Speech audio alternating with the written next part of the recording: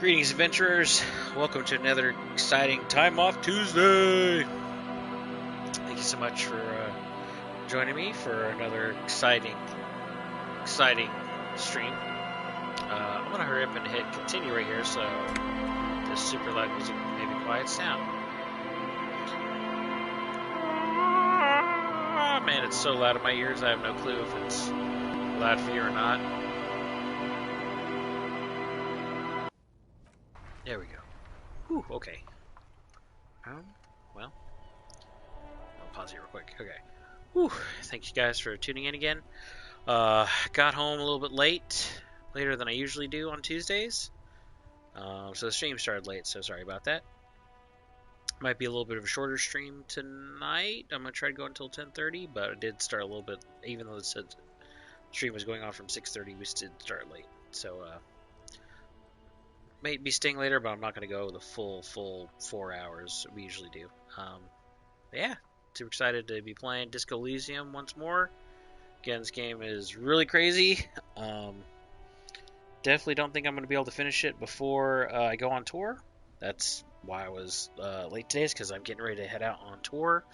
I'm a crew member for an artist, so yeah, we're getting ready to do rehearsals and stuff. So hopefully next Tuesday I'll be able to get another stream in, but then after that, I think that's when we're going to take a little bit of a hiatus. I don't want to fully take a hiatus. It just might be not as consistent. I'll still try to do it on Tuesdays because I think those are going to be the days that are open if I do it.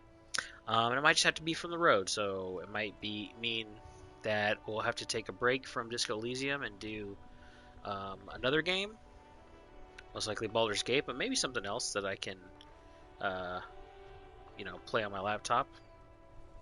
I'll make sure to bring my dock and everything and stuff, try to make it so I can somewhat stream. I might have to get a USB hub or something.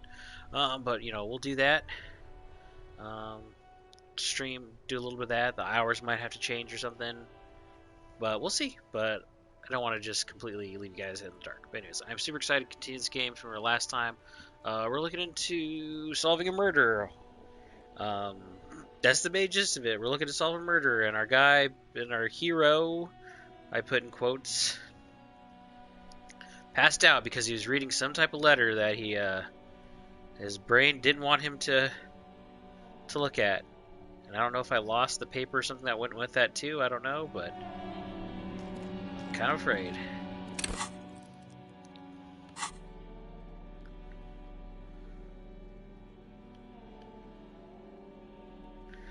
This is the same letter you found in the trash, only worse somehow. It makes you think about the letter, about the woman's handwriting, about not wanting to get out of bed in the morning. It's the ledger you found in the trash. A cabbage of papers hanging from the board, with the permeables drawer inside. It's barely held together by a clip, then made complete by the faint smell of urinal cleaner. The acidic stench of rotting food is rubbed off on the cellulose. It now forms the base of the experience.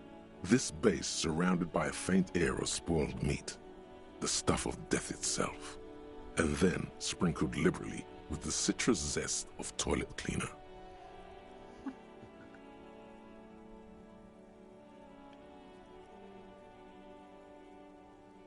I don't know if I want to go straight into that again or not.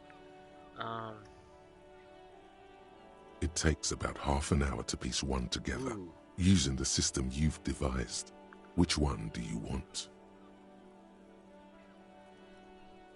Not much has changed in the meanwhile. A bunch of sudden arson, petty theft, spousal abuse. Handwritten logs on dozens of investigations date back to January 51. Stamped case files, commit to paper. These are your last couple of months in Revachol, Precinct 41, Jamrock Quarter. I was wondering if one of them is You connected, don't exactly close them, so much as distance yourself from the smelly papers. They're a little further from your nose now. Thin, see-through copier paper, mostly neon yellow. The rest of the stinking cellulose is much worse for wear. Being sandwiched between the board and the rest of the paperwork must have spared the fragile copier paper.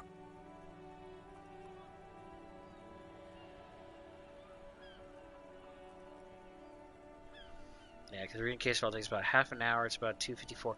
Oh, there's supposed to be something. Oh, we need to go into the kitchen because now they said I can go into the kitchen. So let's just do that. That's right.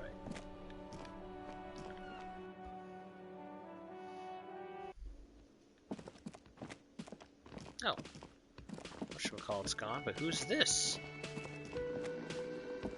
It's all about money, you know. Okay.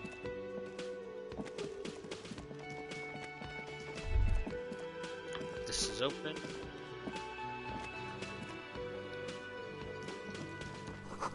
Just are drying the smell of chemicals and pine tree.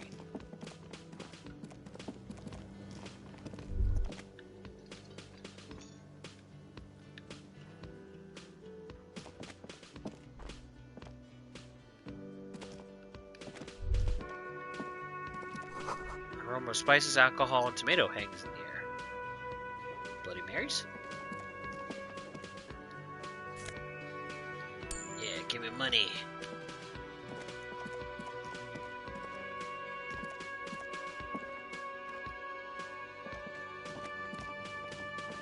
A thin man is smoking below an exhaust hood, occasionally sipping from his mug. This must be the Whirling's cook. As you step in, he nods toward the table and says something in a completely foreign language. The only words you can make out are Garancy and Kubek. It must be his name, Garancy. Garancy Kubek. Sounds representative. I don't know if that actually means it must be his name. No.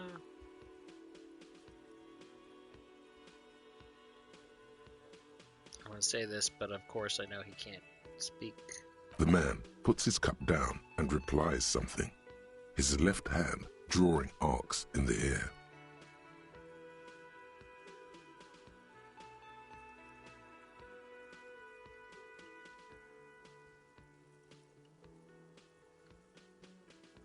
Stay masculine. He smiles and bangs his ladle against each of his pots in turn. It's almost like music, especially with the sounds of assorted dishes boiling and simmering on the stove.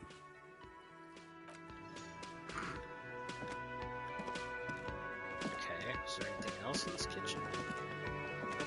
Okay. You see a heavy steel door with a prominent dimple lock. It's painted blue. You immediately feel drawn to the color. Blue is for mystery. The cobalt blue surface feels rough to touch. The stainless steel door is flush with its frame on every side. Is that a freezer? Walk-in freezer or something?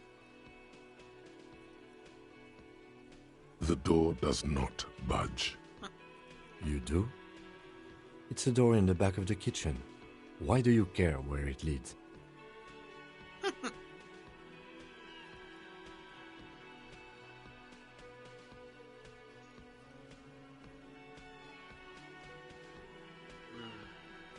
Drawn to its cobalt blue.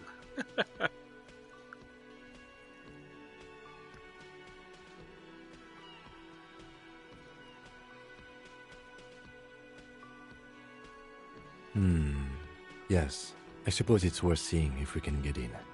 Just to be thorough. As a side investigation.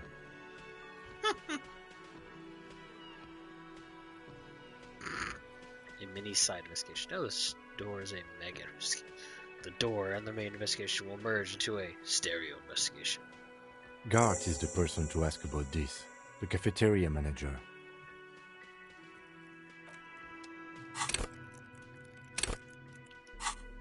Let's see. Go here.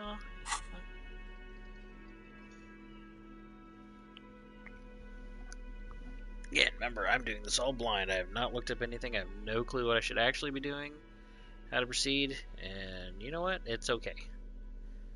Definitely gonna replay this game at some point. Ugh.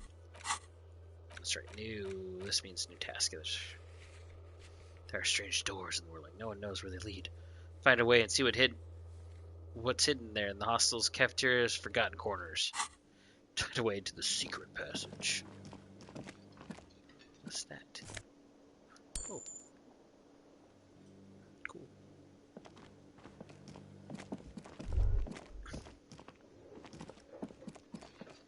Slowly getting up to 265.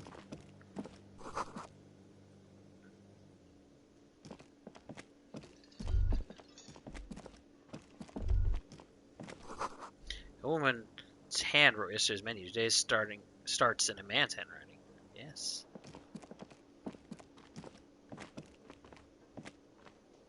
Can I help you? Another thing. Great. I love those. Yes, not the whole damn union, thank God. Just the nastiest and loudest faction. They come here in the evenings. Dumb, unruly types. Think they're big shit. But they're good customers. They place big orders and always pay on time. He hates the Union, but grudgingly recognizes its power over him. So he's directing his frustration at you instead. Retaliate. Okay, I've already done this. We should find out who this Lord faction is, occupying the booth. Loudness means talkative, and we need info. We don't. We have to wait. They'll show up sooner or later. Men get hungry, even striking men. If not today, then they'll be here tomorrow. Oh, yes, that door, sure. There's nothing mysterious about it. It's just a door. No, I don't have a key. I don't know how to get there. And I don't care either. It's not like I've been wondering about it for 10 years. It's just a frit warehouse, probably. Ooh. Or some boring storage space with a bunch of old junk and dust. Junk and dust. He's attempting to maintain an air of indifference. It's absolutely not convincing. Fine, okay, a little. But my job doesn't leave me time for wondering about one locked door in one of the cafeterias I manage. So I haven't opened it. I have cleaned the whole place 100 times over, though, after the animals. And I haven't found a key, so good luck with that.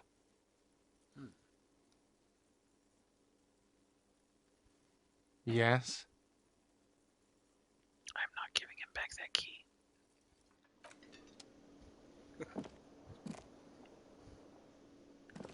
I wonder if I should, but...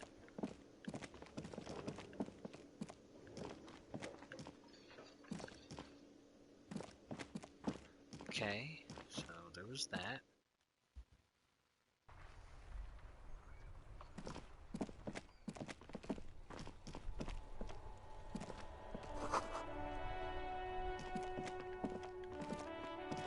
I want to select that thing, but I go. Rudy Sang's Lane.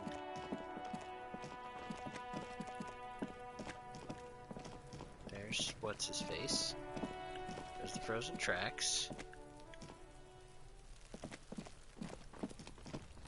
Do we talk to the Kunes? Whatever they call themselves?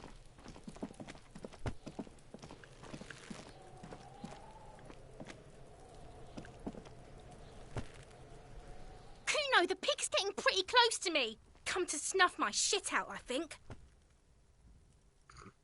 Looks like it's time for me to go, Kuno. Pig's come to take me in. I'm going away for a long, long time, Kuno. Going away for life. What's going on there? Fuck are you trying to pull, pig?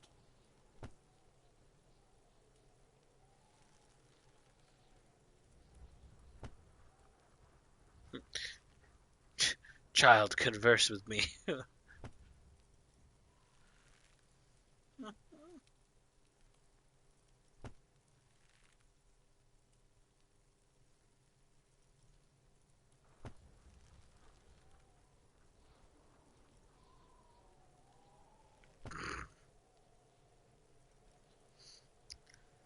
Even though it's the weirdest thing, I'm just gonna say it. Murder was the case they gave me. She has almost vanished behind the fence. Only the top of her hat remains. Oh, it's snowing. I'll die before I squeal, pig. I come from the woods, good Davidu. You don't want to go there with me. You don't want to see what I've seen. Don't be traumatizing here. Get the fuck out of here.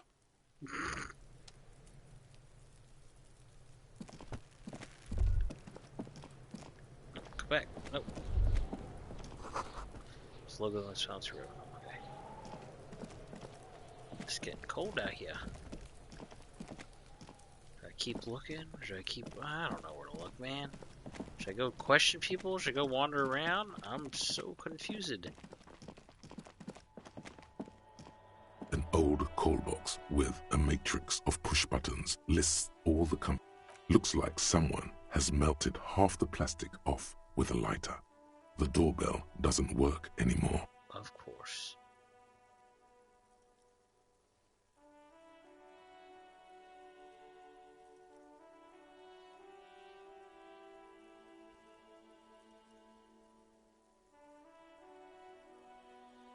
You ring the doorbell. What an ominous name for a hair salon. Doesn't bode well for anyone's hair.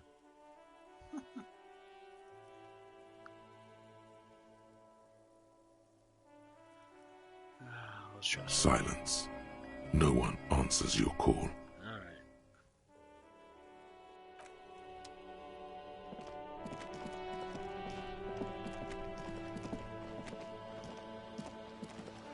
Hello, sir. Step right in. The store is open. Young girl with chubby red cheeks waves at you, smiling. Her nose is also red from the cold. Are you interested in a new and exciting book? It's a bookstore, sir. We sell books, postcards, and some board games. It's called Crime, Romance, and Biographies of Famous People. Whoa, whoa, whoa, whoa. Hold your horses, little girl. Challenging failure. Okay. What is a book? I know what a book is.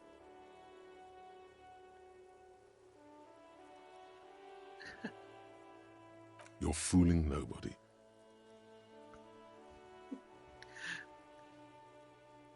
Don't you sass me. God.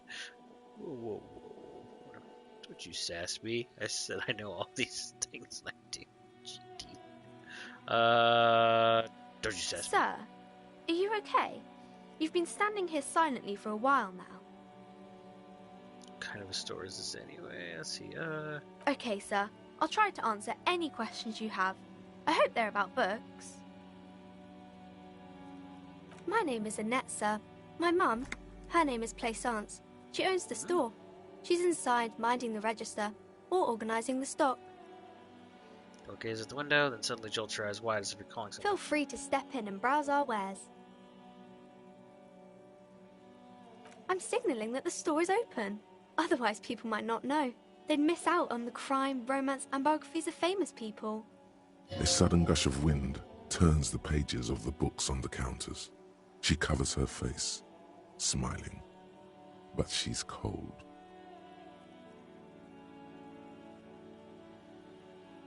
Oh my gosh, my brutally dismantled femur.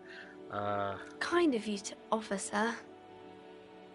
What could you do to help her anyway? Oh, no, sir. I'm happy to help Mum by luring in customers. Besides, I have some hot juice in my vacuum bottle to keep warm.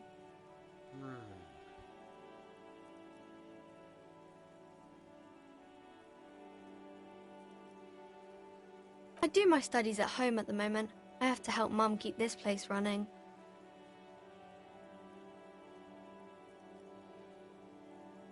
Mum says it's necessary to do both because it builds character. Mum says a proper worker is dutiful. That's how you get ahead in life. You succeed. Mum says it's peachy. She was a little afraid at first. There's talk about this house being cursed. Behind her, the window has been boarded up. You sense the boards creaking, twisting for a second, and some kind of doubt in her tense shoulders.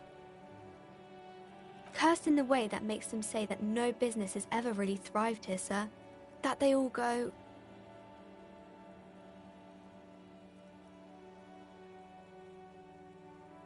Exactly, but we've been doing fine so far.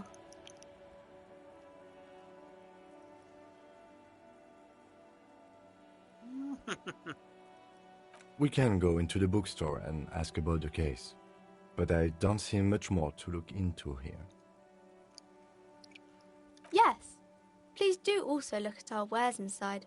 The postcards and board games are there, sir.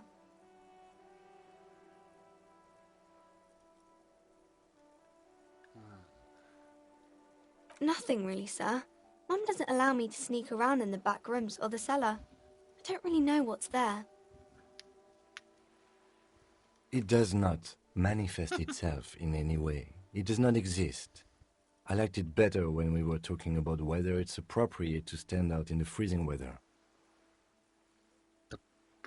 Fine, I'll show you. What the heck? I don't even know what this means. No such thing. Anything else you wanted to talk about, sir? Maybe I can tell you about some of our books instead.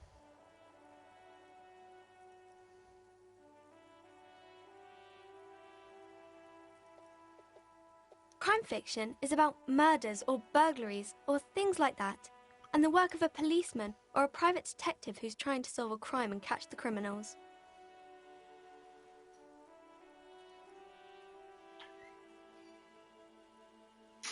It's exciting to people, I guess. They get to imagine dangerous things, and it's kind of like a puzzle, where you can guess who the criminal is, or how the good guys are going to catch him. You don't look much like a policeman.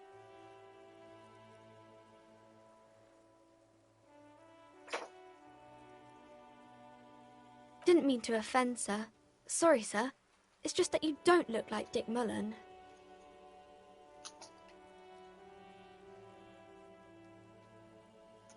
Well, she didn't mean to offend. She points to the book cover when she sees the strapping Vespertine officer who stands grimly over the body of a dead woman.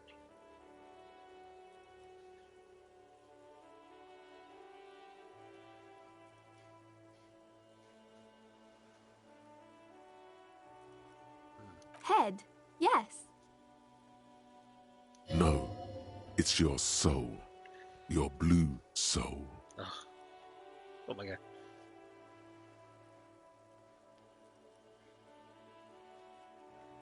Oh my gosh. I'm not sure I understand. She examines the illustrator, taking one turn to find his soul. Policeman's gotta have the right stuff, an ingrained sense of the law. No one would follow a weakling like Mullen. If you say so, sir. He's just a fictional character. He's no match for your soul. Maybe you can show me some real police work, sir. Like in the books. The cover image of Dick Mullen seems to stare at you with harsh disapproval.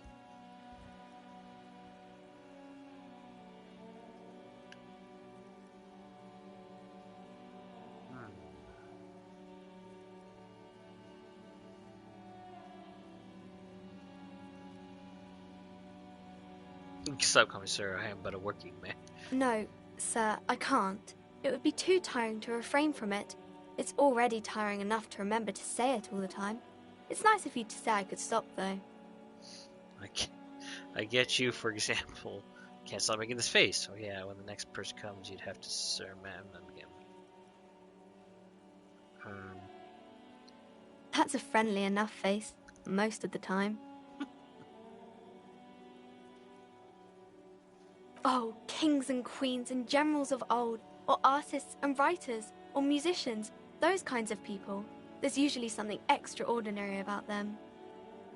She scratches her cold red cheek and I think continues. that's why people read them, to find the secrets of their fame. Seems like most people who read those books fail to get more famous from reading them. But it does make the famous people more famous.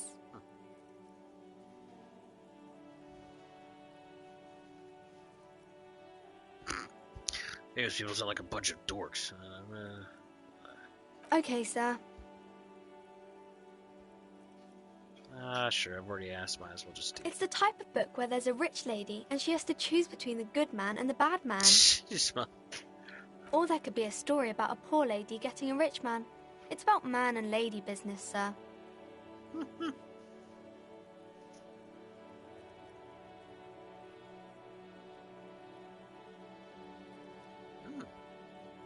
That's really not a proper romance story. That's more like everyday life. Not in romance books, sir. These are about nice and pretty people, and everyone is happy in the end. These are not very common. You can't have a choice between bad and bad. Nobody wants to read a story like that. What if it's written really well? Well, maybe then it's fine. Maybe if the lady then decides not to pick either, because she doesn't need a bad man. Yes, that would be interesting. It happens, but usually the guy gets rich in the process, or should actually be rich himself, but has lost his family property unjustly, like during the revolution or something. Those are unhappy books, for most of the pages. People sad about what they have lost, but then it all turns out just fine in the end. I haven't read many of those. Maybe you should ask Mum.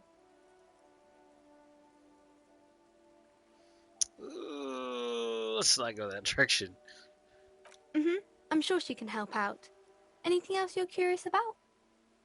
Maybe some about other books? Let's try it. I mean, 58%. Let's see. The girl Yeah. keeps her hands folded, hidden. Why is that? Why do you keep your hands full? What do you mean, sir? She knows where this is going.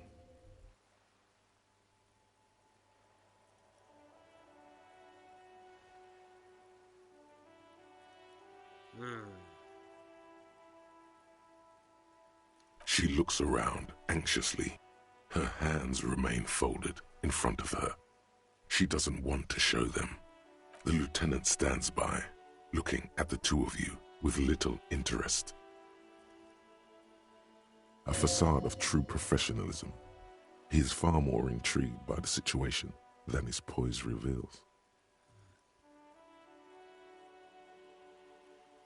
She brings out her reddened hands, her nails frayed, nearly chewed down to the flesh.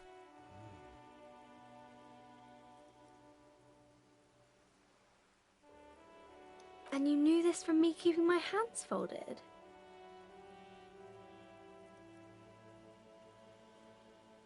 Well, that proves nothing. Anyone could do an easy deduction like that. She actually is impressed. This is more like a defensive reflex.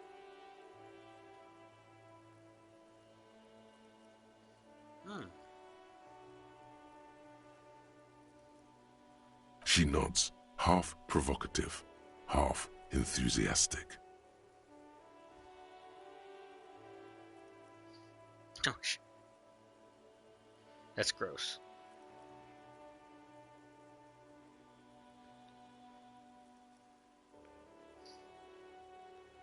Part of me almost wants to say number 4 and its tense dedication to the abyss. There are no riches without personal sacrifice. Because maybe that she views it as like, you have taken from others. Yeah, I'm gonna go with it. Maybe so, sir. Okay, I know it's a bad habit, and I shouldn't.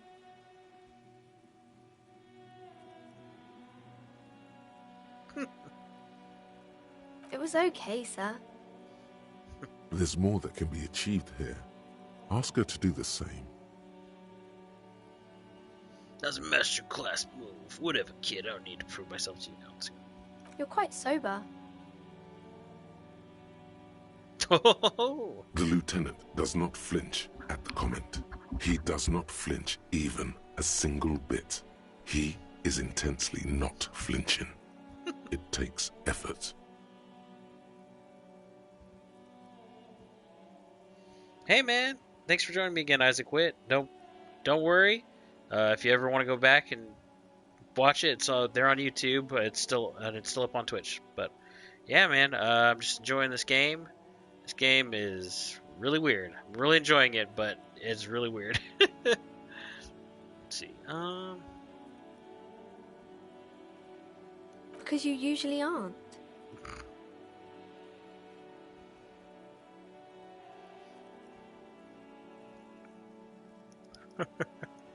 I sure hope you are, sir. There she stands, swaying on her feet, assaulted by the early spring breeze. She smiles at you. The whole situation suddenly feels familiar, somehow.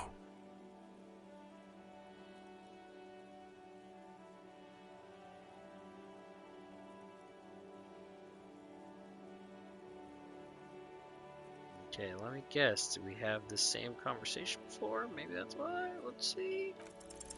Because you know each other. She's been talking to you so openly because you've talked before.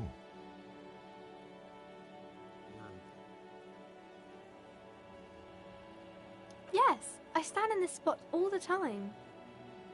Hmm. You've been running around all week without your shirt on, sir, apologising to everyone. I don't really understand what you've done wrong. Oh, okay.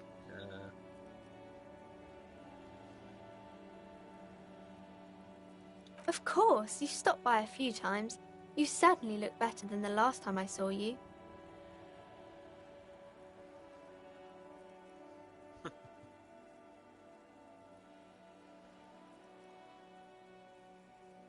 Part of me wants to say that, see if she'll give me more info. But maybe I should just take the compliment. Yeah, I can see. You don't have party eyes anymore. Party eyes.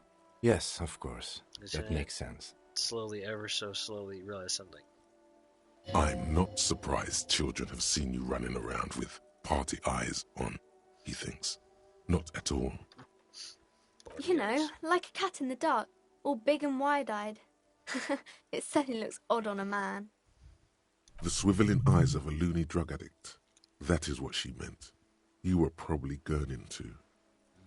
Fuck yeah. You should get some party eyes right now. Snap those sequins on you, boy. Oh, baby, that's not what you have to worry about. Worry about the important thing. Jeez. I didn't know I had to do that.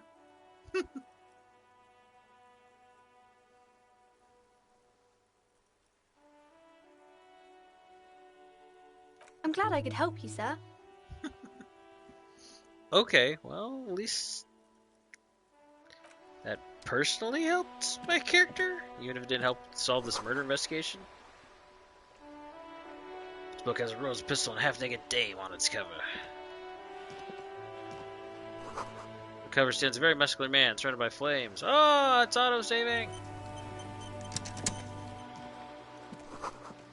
Book about pate. I don't understand what it's about, nor does it seem important. It takes willpower to even read the author's name. Jan Koss from Iguania. Okay. Book about the future. The government reads your mind using radio technology. Book about Boydiero culture promotes freedom and roaming upstream. Should I try to go inside? Maybe I should see if I can get into that next building. Let's see, I already talked to The this thing. dented yellow mailbox greets you with its graffito and the worn and beaten wooden planks of the bench do not look overly comforting. Yeah, probably it was a little bit of save lag, probably because I would click to do something instead of letting it save for a moment, but I had no clue it was going to do that, so. We can sit on benches after we've solved the murder. Let's go. You can revisit the bench if you ever need to pass the time when Lieutenant Kitsuragi is gone. Ah, okay. That's good to know.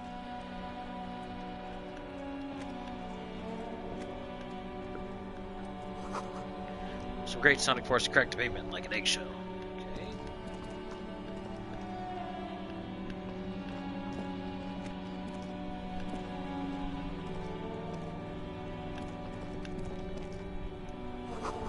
She found it. Doesn't put water anymore. There's a tree in it. Okay.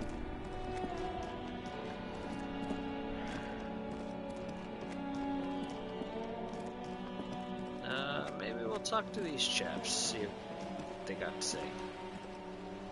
Have you no shame? Whining about your back every time you bring out the measuring tape. René, You're a man with a fork in a world of soup. Please, let's just try to enjoy the game, alright? I was eating a big sandwich. I'm trying to, but you keep breaking my concentration. You're old. I can see that.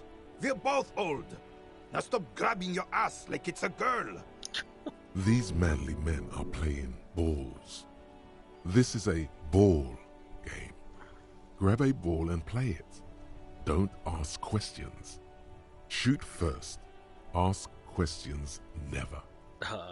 No, you got this. There's the ball. You're the game. Oh no.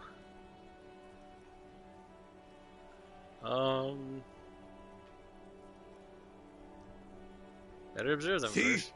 Your munching and complaining have ruined my concentration. Ah, mon Dieu. The pain in my back is unbearable.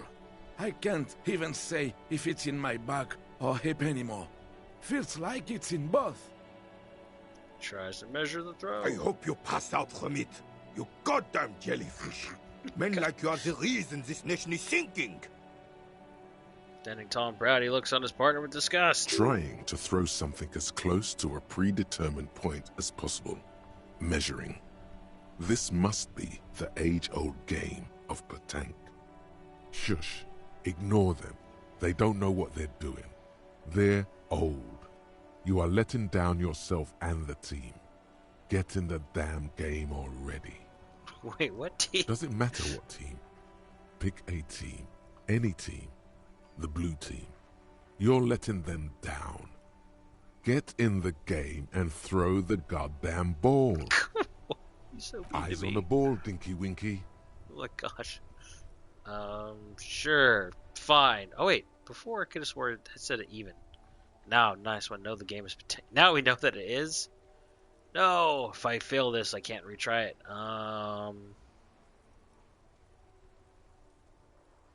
Sure, officer. I am René Arnaud, and my specially abled partner here is Gaston Martin. How can we help you? Man, uniform stands before you, tall and proud.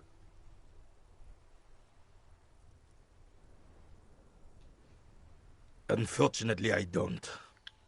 Unlike most of the locals, I have no qualms about assisting law enforcement, but this affair has passed me by completely.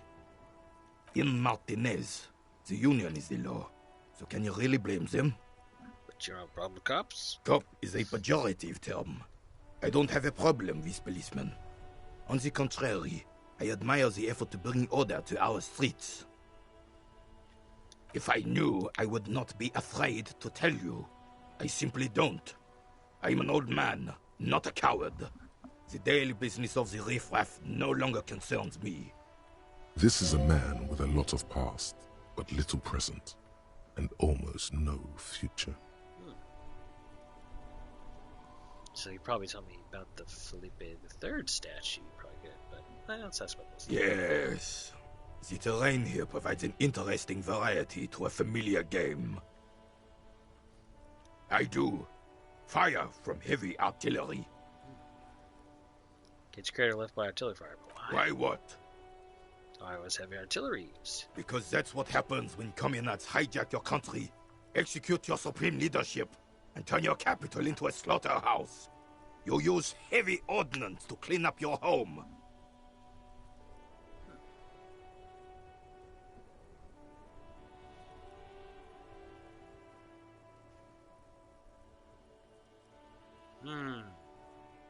Sadly, no. It was the foreigners who brought them to their knees. We fought valiantly. Too valiantly. So valiantly we got licked. He adds, squeezing a bull in his hand, in his fist. Should have fought dirty, like they did with their suicide sex cult propaganda and mad anarchist women strapped to shrapnel bombs. We didn't though, and we lacked caliber. God bless him, but the suzerain's cannons simply weren't big enough. Jeez.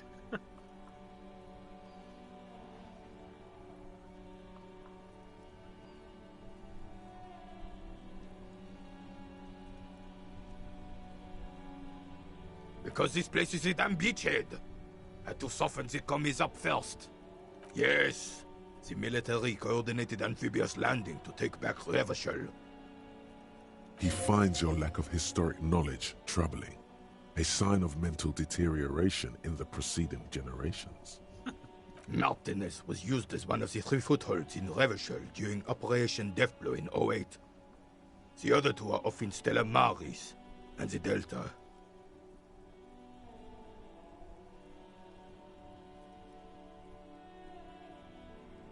This here is Blood Ground, where Coalition boots first made landfall and cleaned those rabid dogs out.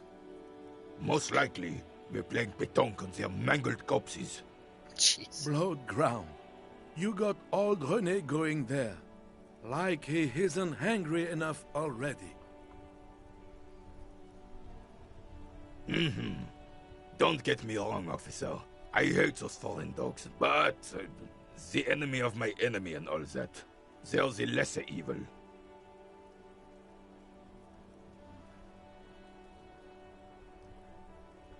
Damn right, son. They lit the fire of hell on the city before they stormed it. And it worked, too. There's a strange gleam in his eyes. The rest of the city got cleaned up, but Martinez they keep as a monument.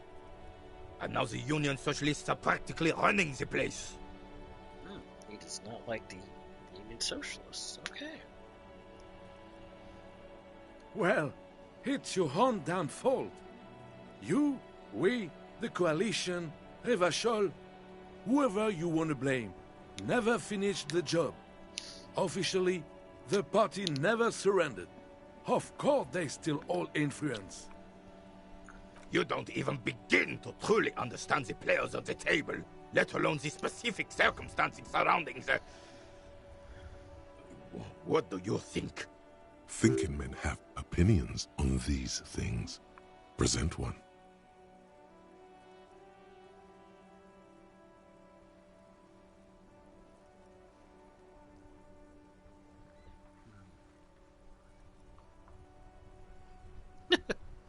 Let's see. Commies just don't understand how money works.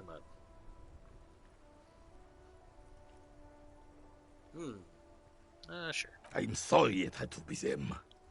After 8 years of fighting those hyenas, boiling cats for food and drinking piss in the mountains. Oh my gosh. I would have preferred if the Right Honorable King Guillaume returned through Revachol, or even if that damn clan Frissel had risen from the grave and led us. Sadly, that was not the case. This royal failure weighs heavily on him. Instead, all that is just, holy, and beautiful in the world was wiped away, and now it's neon signs with toothpaste ads everywhere. Foreign influence peddling garbage and stupid music on the radio. This is just what the commies wanted. This was their plan all along. This is what they wanted to replace the role of the suzerain with.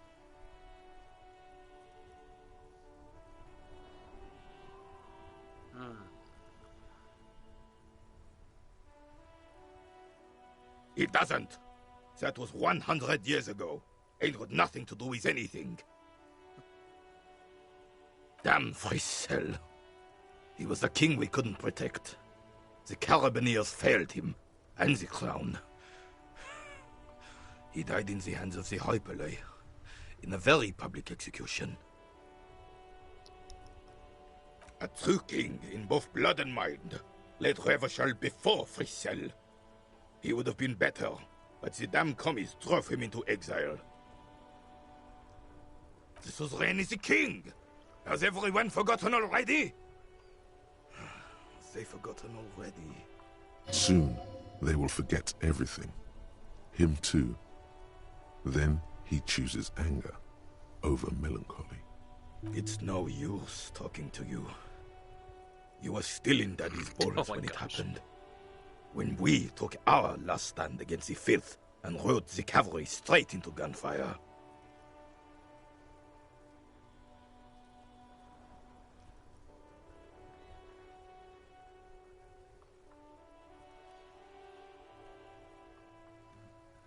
I'm gonna talk to him about 3. Ah, yes! King Philip III on his steed. A reminder of what Revachol once was. Oh, absolutely. at the mercy of a cocaine-snorting tyrant who emptied the treasury so he could sleep on a bed of gold. A superpower, feared and respected. A testament to what this country can be under the leadership of a true king. Someone who knows how to rule. Decisively, without fear of offending the sensibilities of the frail and weak-minded among his subjects. This is something the insurgents never understood.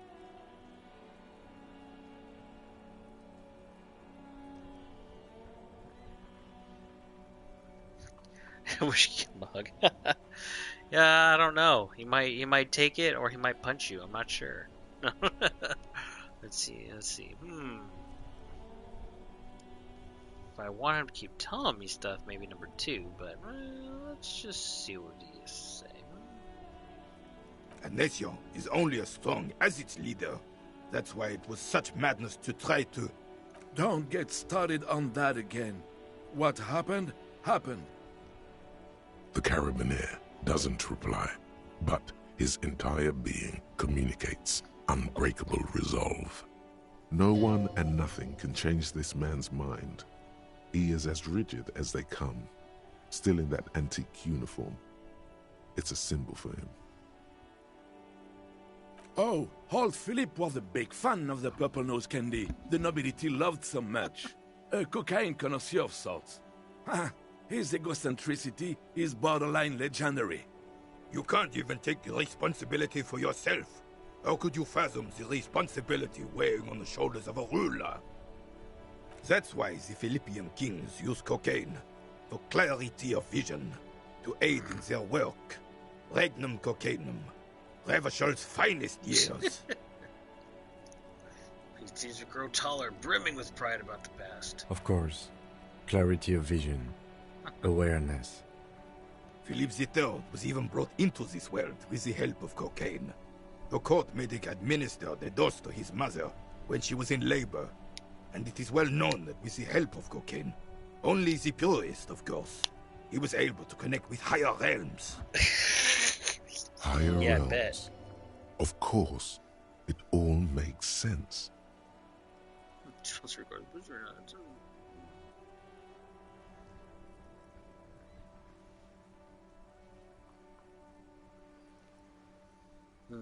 Okay, I'm talking to the guy, not talking to myself. Let's see.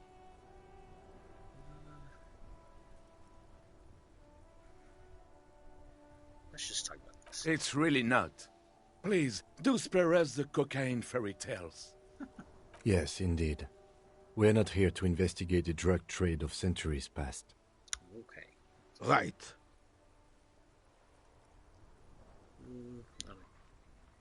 I can try it later if I fail. So let's try it on the off chance I actually hit it. All you observe is a veteran refusing to let go of the past and his old uniform. This is not uncommon. Okay. This is the uniform of the Royal Carabineers in service of Frissel I, Guillaume le Lion, and the valiant King Philip V before him. This game is on crack. Oh, you missed it, like the very beginning. And when my guy passed out, like his limbic system and his reptilian brain were talking to him. It's crazy, man. Like, I think once or twice I've hallucinated that my Thai was talking to me. Like, yeah, not only does the world, like, people talk to you, but things in the world sometimes talk to you. Especially because it made my guy a bit more creative and empathic as opposed to being like physical and stuff. And then even your own thoughts and stuff talk to you. Don't you mean Frissel the fan? You do not speak his name, Craven, although he was a clown. But he was our clown, ours to ridicule and to mourn.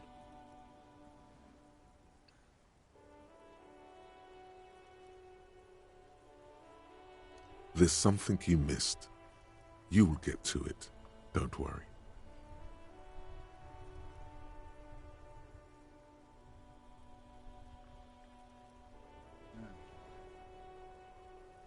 Okay. Puts good one's composure, opens wide check.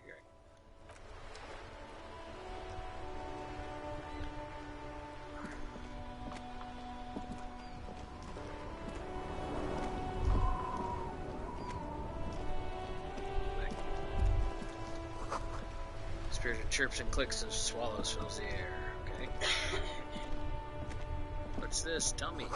Tire tracks leading onto the roof, so streams. Let's wash them off.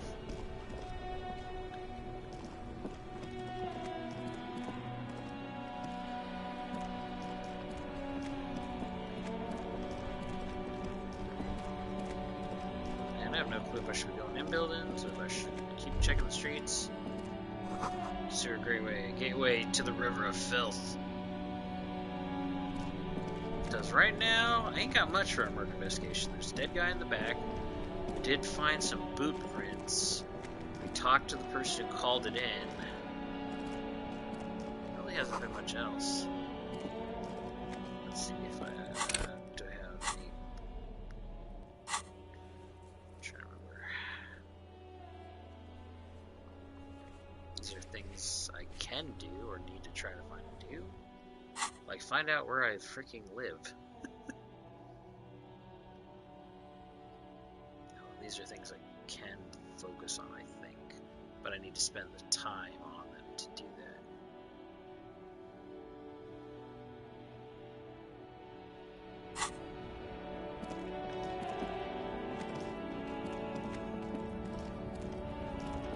I talked to this racist dude.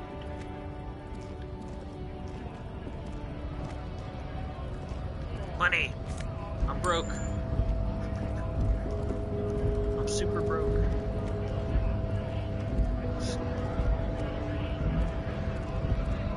Bastards! We have a right to work! The man yells towards the harbor gates. His voice is the loudest of the lot and oddly screechy for a man his size. Hold up and stay frosty, everyone. Cops are here. Broad shoulders Asphodel turns to you. He's a full head taller than everybody else here. You here to fuck with us? Beat the honest worker down. We're here to fight for a cause. Stripes usually have problems with people who have causes.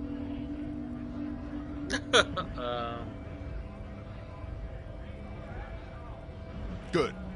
We're fighting for a cause here. Right to work! Right to work! Besides, we're not that different. It helps if people see us talking, cops and strikebreakers together. It shows authorities are on our side. Builds confidence. Not like that.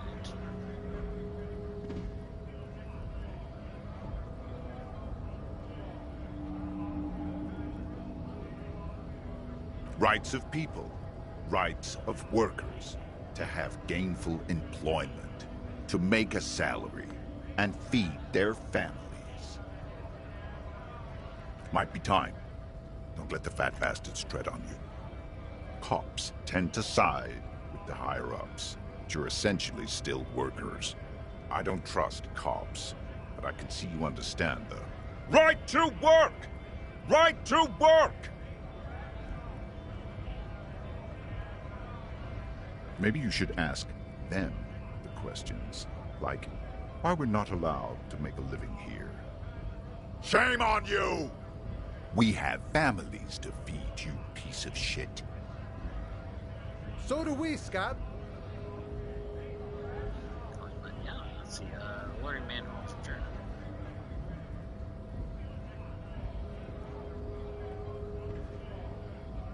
Honest men and women with rights to work, to be useful, not toys for corporate interests.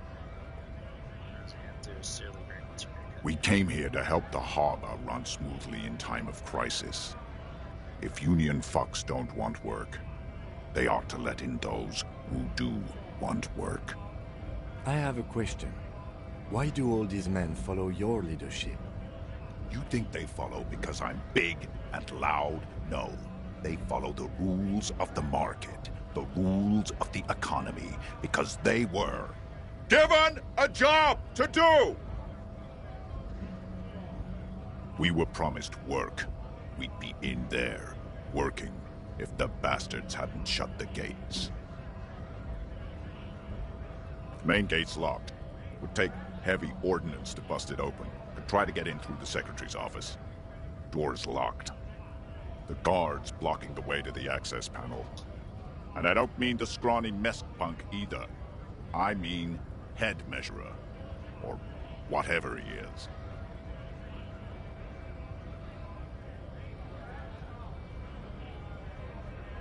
Huge Seminese guy standing up there on the overhead passage. Won't let anyone by. The access panel is right behind him. Bad. Standing on a narrow bridge, he's got a strategically advantageous position. And he's trained. I don't know how the Union has a trained killer up there. But that one's no joke. And my men are tired and hungry. They're workers, not fighters. Like civilized folk, you mean? These native fucks don't understand civilized. It would be better for the neighborhood if you went home, at least for now, if you can't get in anyway.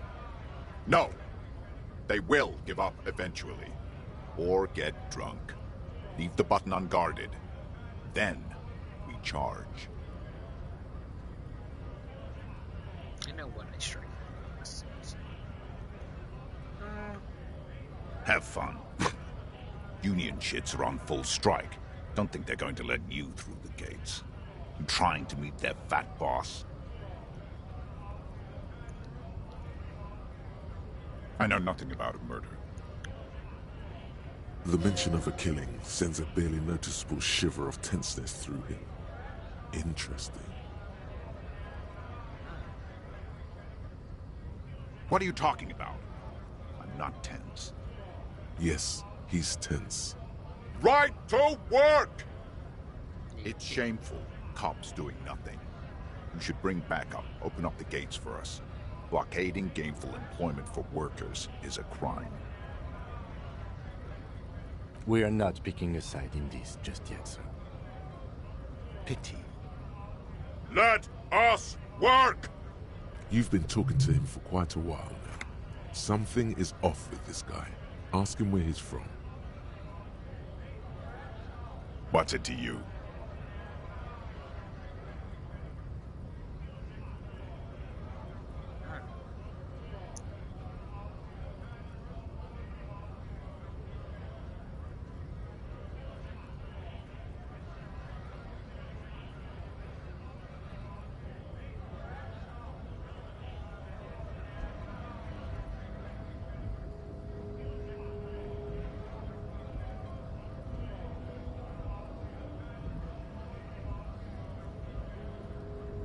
No, don't think we've met before. I came to help out the people. We're all workers, right? Workers stick together. Came from the eminent domain, in Jamrock. Backgrounds in odd jobs, heavy lifting, cargo hauling, bouncer work. I know the drill. Oh, this is in Jamrock, which I think is where I know I live somewhere in.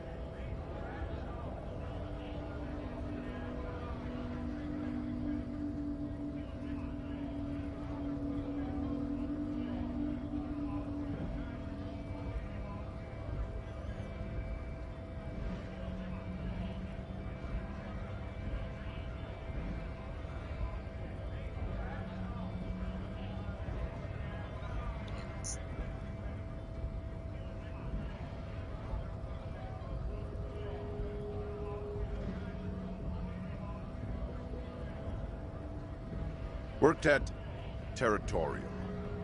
Ring a bell? Is that a real place?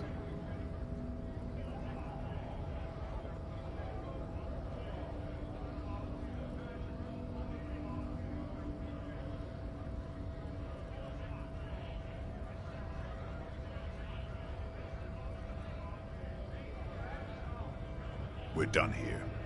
I have a strike to break.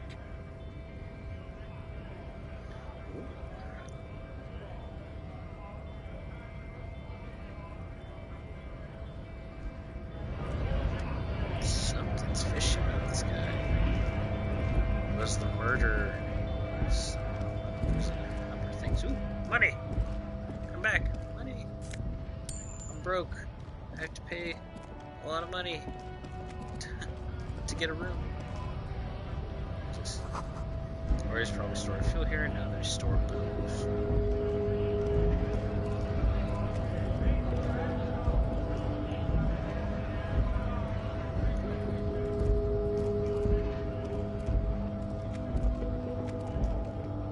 A lorry stuck in the traffic jam. This big, heavy Grad-made machine is well kept for such an old machine. The windows are clear. They've been recently washed. You can see a lorryman's cabin with personal belongings, stickers, insignia. The driver has adorned his space with a substantial collection of peculiar paraphernalia. Proclamations about honor, strength, and purity are glued to various panels. I wonder if that's from the racist dude. The back end of the cabin has a small perch to sleep, large ashtrays. There are several suns and wheels sewn into the curtains. Racist nationalist paraphernalia. Not unusual in this part of town. This is our guy.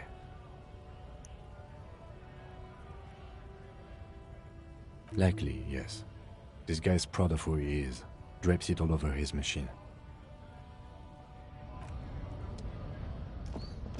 Okay, let's see. 16, so it's 4:24 p.m.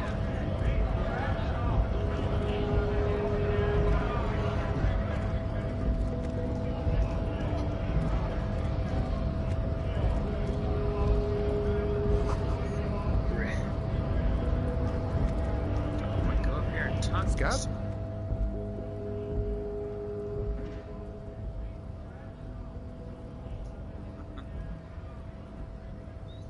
Oh, scab on cop. I was just messing with you. No one's ever seen a cop scab. Imagine, you cops going on a strike, but then another cop comes in and says, let us cop for less money. Speaking of, what brings the RCM here? To the Wild North? Come to see the strife? Give me some of it. Murder, huh? That sounds like a lot of hard work. You'd never see me investigating a murder.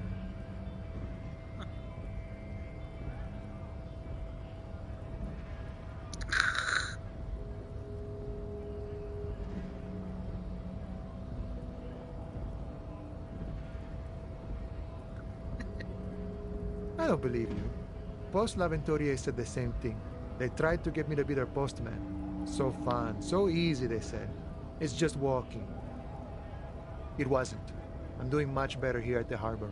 Being an honest union man with a lot of free time on his hands. You know, serious business. I'm sure the big boss will be glad to tell you. You'll have to ask him first. He's a chatty guy. Wants to talk about the strike. Return once you've met the union boss and are on a better footing with the organization. My friend, I respect the right to roam.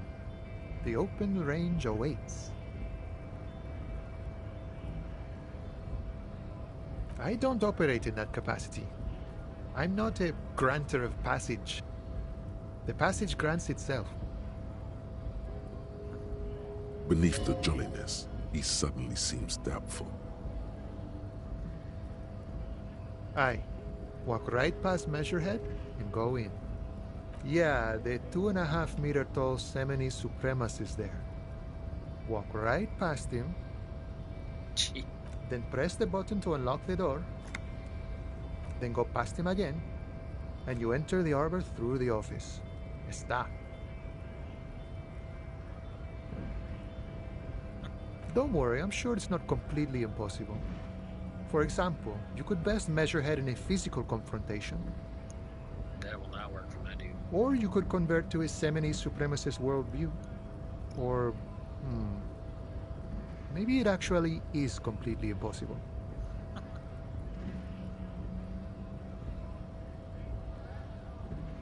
Not yet, no. He's incredibly strong. Jean-Luc himself would say the philosophy has proven overly heroic for the scabs to convert to. Not enough intuition.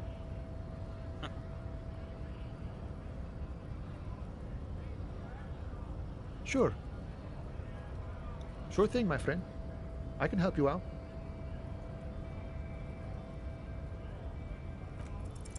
The coin narrowly slips by your outstretched fingers and falls to the ground. No! Oh, I'm sorry. Didn't mean to throw it like that. It's a thing we harbor folk do, passing around cargo and such. Was not meant as provocation or ridicule. The boyadero stares at you with respect, then gestures towards the trickles of blood adorning your clothes. I said that, but I didn't. I think that might have been an error, because that's not what happened at all.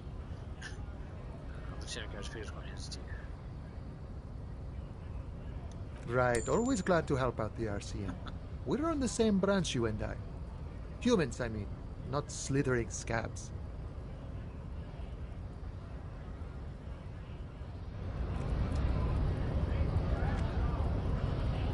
Autosave!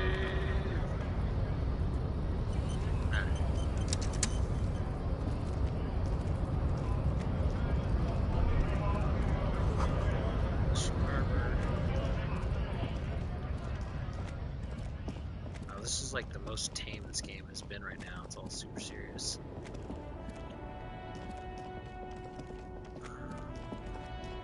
Let's see, I already did this. Yes! Need every little bit of money I can get. The small, wrinkled woman does not greet you. She nods along to something on her radio. A photograph is clutched in her hands, and there is a warm smile on her face.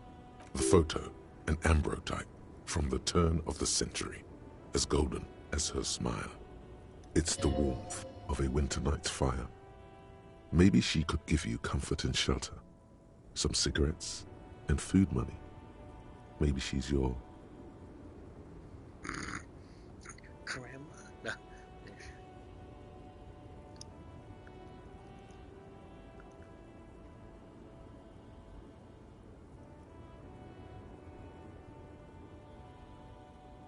No response. Wherever this woman is, your words fail to reach her. Let's just say... Nothing. Her smile just keeps widening. Her hair is gray like lead. Wait. She's just a distracted old woman. Better to leave her alone. Why? I just told you why. Okay.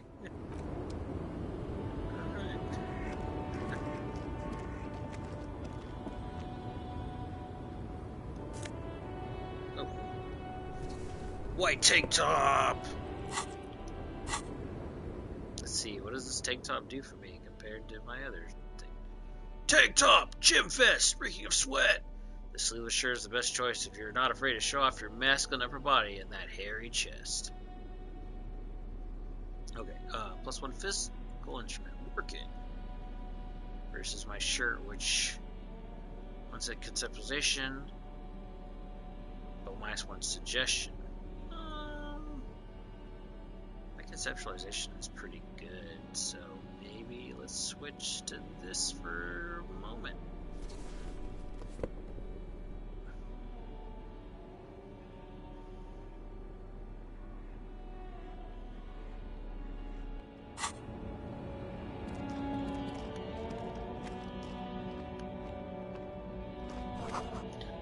Ruins full of snow. No one lives here anymore. Okay.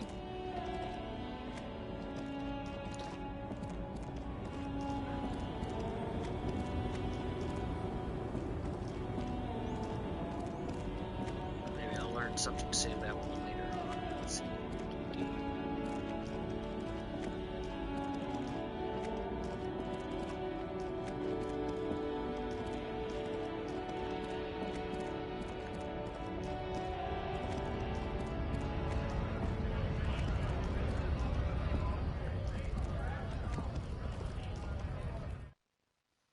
On the Frite, so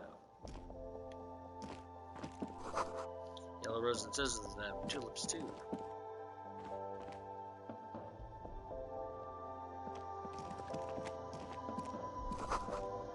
Melancholy pops, someone plays on the radio. The tear machine stands in the corner. A sign says, 1 bottle equals 10 cents. Oh, that's the tear machine. It's a machine for tear. You know, you find tear outside, like bottles or whatever, and put it in the machine, then it gives you money. Oh, like recycling? I see. How do I pick up tear for the tear machine? You need a bag, I guess. We used to have some, but we gave them all out, so... Feel free to use it if you find a bag, though. I'm sure there are some out there. Somewhere.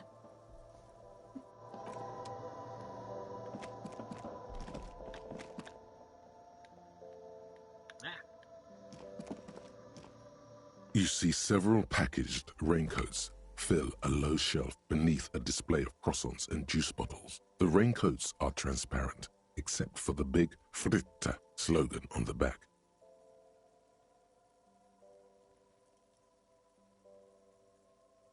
What is what?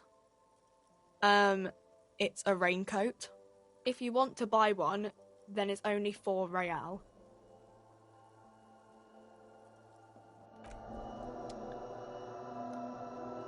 A small cabinet on the wall is filled with various medicine bottles, nasal sprays, and blister packs. They all bear the Saint-Baptiste Pharmaceutics logo. Their logo is the bloodless rose, pure white, untouched by harm.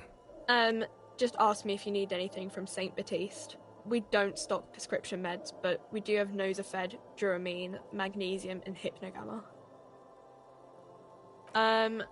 I don't know. Let's see. Nosafed is a nasal spray. Duramine is a really good painkiller. Magnesium is a dietary supplement. Hypnogamma is... I don't really know what Hypnogamma is. I guess it makes you feel less shit. It's recommended to use after lots of partying, studying, or exercising. No, sorry. I'm not like a doctor or anything. Nosafed heals +1 health. Duramine heals +3 health. Magnesium heals +1 morale. Hypnogamma heals +3 morale. Thank you, tutorial agent.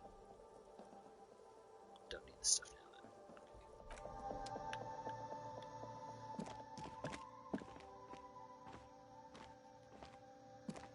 A colorful display of cigarettes and alcohol bottles line the shop wall, inviting you closer. No! There, in that dark green glass, all in vain.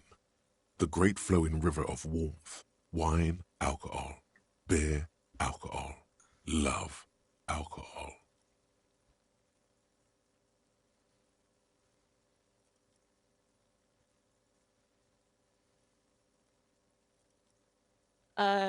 Guess not, no. I'm obliged to inform you that both alcohol and cigarettes damage your health. But I guess you already know that. Don't ask, don't look, don't do anything here. Just go away. Get back to work. Yeah.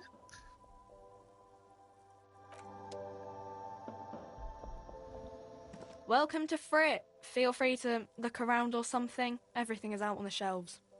What's that magazine she's reading? You mean this? She looks at the cover, boasting a colorful photo of 2 girls kissing. This is Pop Stars.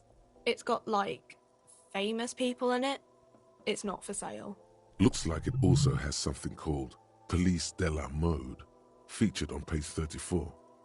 This speaks to you.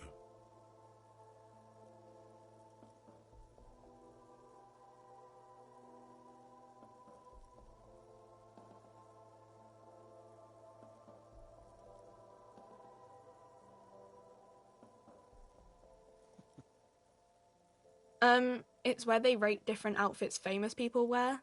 It's kind of funny. They're kind of mean. It's about who's the most stylish.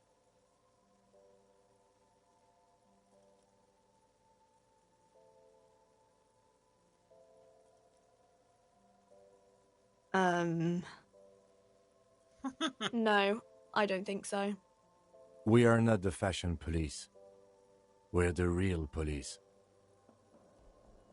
You mean this? This is pop. Looks like it also has something called Police de la Mode. It's where they rate different outfits famous people wear. It's kind of funny. They're kind of mean. It's about who's the most stylish. Benita. She's a model.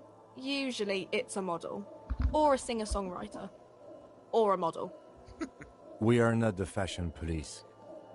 We're the real police. I don't know. Frit? I think they think that the extra T makes it funkier. It doesn't. The story goes that normal Fritta, with 2 T's, a men's workwear shop in Vredefort, was already taken.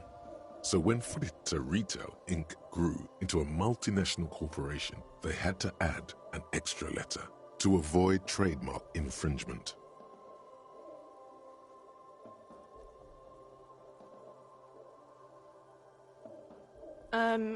Okay. I'm not really supposed to be chatting to anyone, but...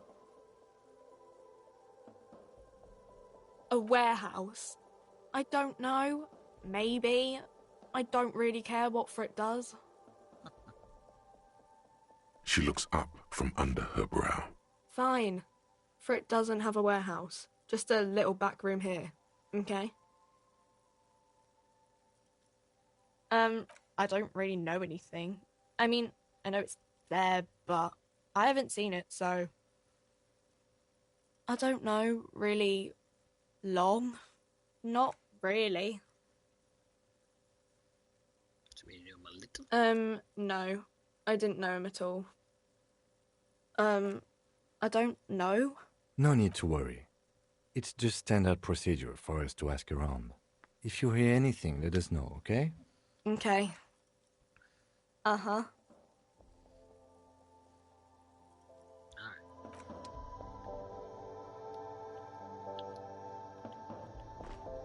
I forgot to do this to highlight things.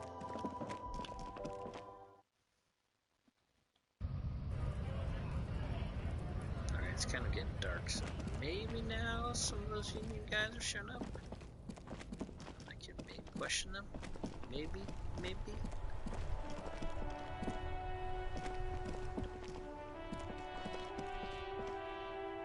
Check real quick.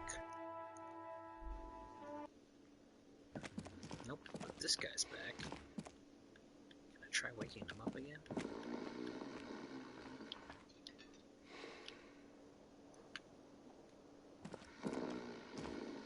The worker is in a deep slumber. Nope, I got a physical instrument.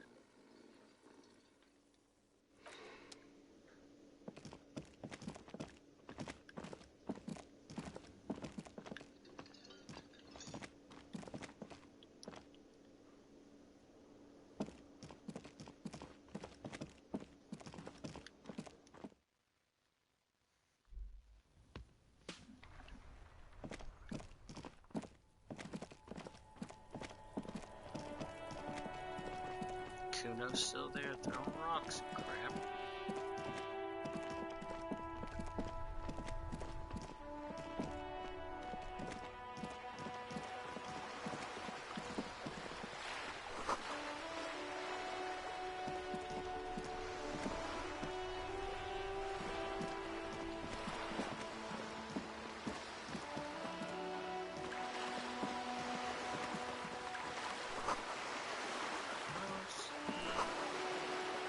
Apartments might disappear. Broken windows. Tibbs has windows. You got a bag in your hand, perhaps you could collect these bottles and sell them.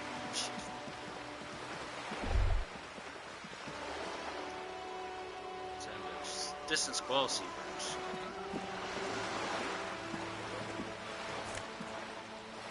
I have a bag! Listen, boy, I don't start trouble, I fix it.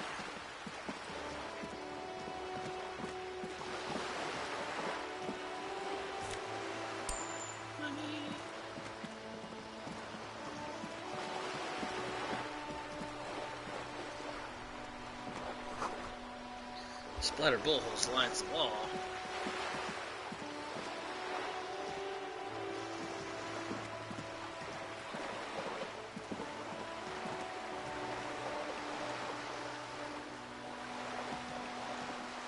This coin-operated viewer is facing southwest. Its coin slot is full of fossilized bubblegum, rendering the machine permanently inaccessible. Probably some kids. A thick layer of graffito covers the lenses. You spell out the word Onug, written on the other side, with N and C scribbled backwards. It means it spells Kuno. Under the graffito, a sea of blues and greys appear. Behind the water lies a coast, studded with concrete and reeds. On it, a church on stilts, lanky weather-worn wooden planks, an X-shaped cross topping its tower. You know this to be the Star of Pericanasis, or the Cairo, the central symbol of the Pericanassian Church, a star, a great moral height to be strived towards. The church looks old and weather-worn. There are no lights in the windows. Around the large wooden building you see chunks of sea ice gathered on the beach, and a small tent set up on the ice. The metal feels cold and wet under your palm. It looks unhygienic.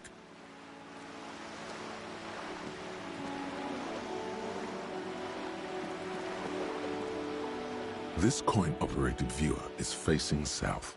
The instruction manual says to insert 25 centimes and pull the handle while looking inside. Then use the focus knob to zoom in if necessary. I'll come back to this when I have something to try to look for. I've not leveled up yet, so I can't level up this stuff.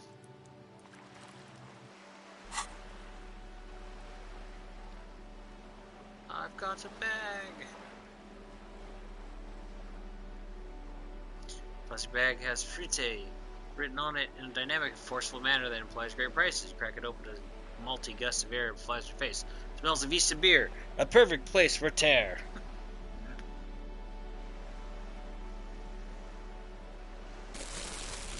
That's right, I got a bag in one hand so I can carry my crap, and this pry bar to break stuff, except I'm not very strong, so I suck at it.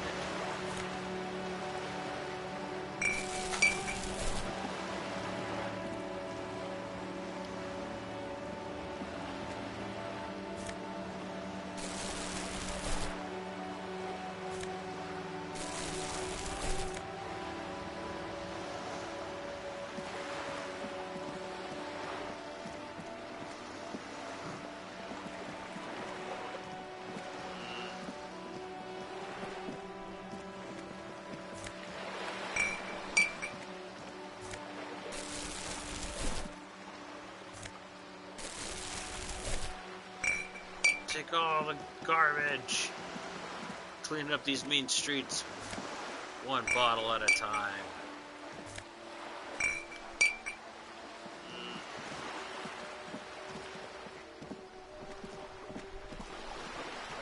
Digging that trash can like the dignified cop I am.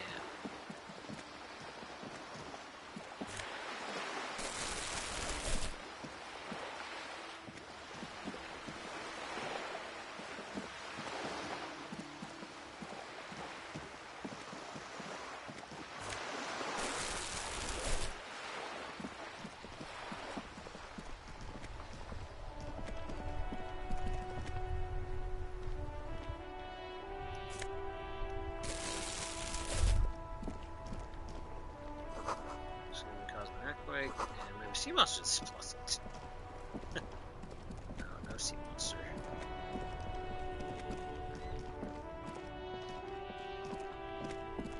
So, let me in.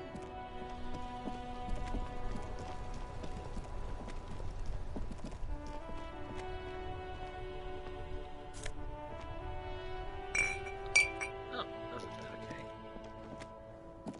What's this?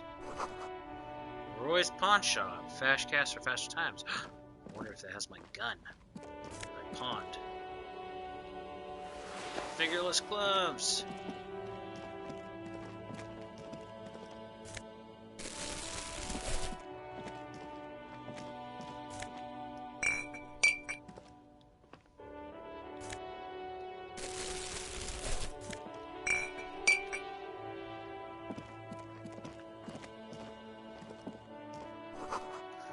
Water lock out of order until Wednesday, 7:15 a.m.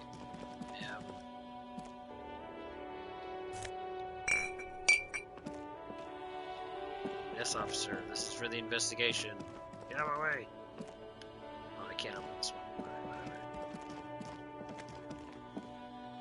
G'day to you, officers. A burly man hangs out by the waterlock, carving up a generous serving of salami with an old hunter's knife. His eyes are fixed on a man stranded on the other side of the waterlock and on an enormous billboard that has fallen down into the canal between them.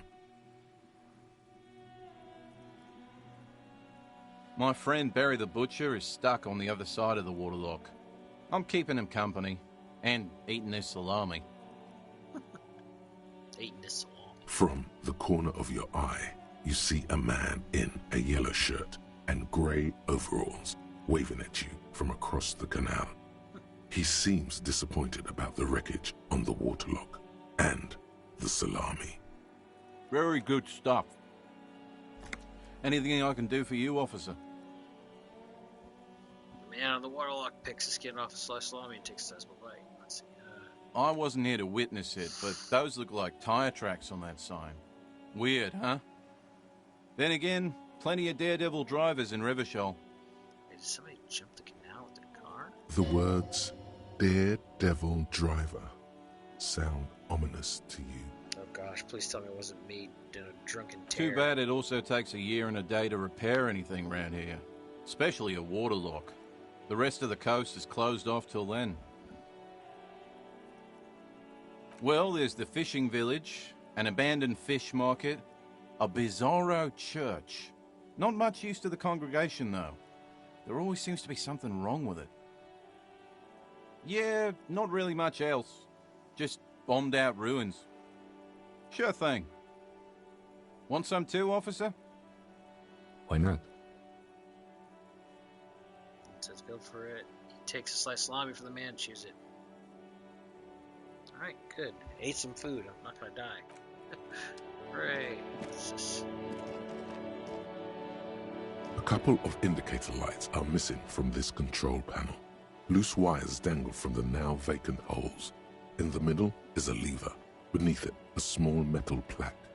This panel usually closes the waterlock, turning it into a bridge that lets you cross the canal. But there's a crashed salmon and butter sign in the way. Pulling the lever probably won't do anything. Sure. You pull the lever all the way up until the metal clicks against the contact pins. You hear a soft clunk. Then, nothing happens. Push it harder. Nothing happens. A cold gust of wind blowing in from the sea interrupts the silence of the situation. Push it harder. No. A spring brings the lever back to its original position. You still need to close the waterlock to get across the canal. Some other way. Right. Wasn't there a sign over there saying functionality will be restored on Wednesday morning? Yep, that's true. Which I have no clue what day it is.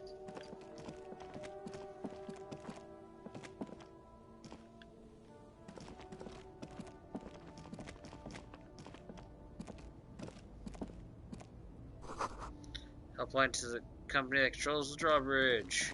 Okay.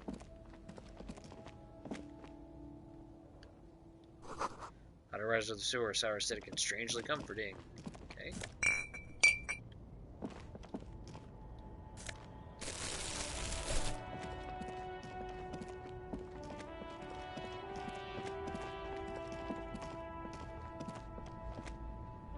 There's a pile of cheap sunglasses in a small box. A variety of shapes and colors.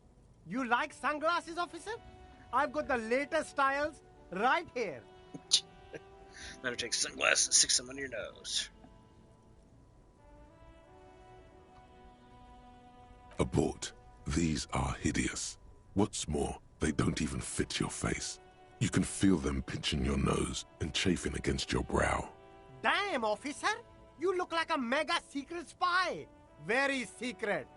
They're practically made for you. I'll let you have them for 2 real and 50 cents. No, you are definitely not buying those. Are you sure? But they look so good on you. You should think this through, officer. These are all boring. Boring third-rate ho-hum sunglasses made of cheap Syrahese plastic. The kind of plastic that melts in the sun. Oh, jeez. Those UV stickers are almost certainly just there for the show. If anything, these lenses probably direct more UV light into your pupils. A UV magnifier. These are all first-rate sunglasses. Premium design, superb material, very cool, UV resistant. These will definitely keep your eyes safe and cool while doing your dangerous police work.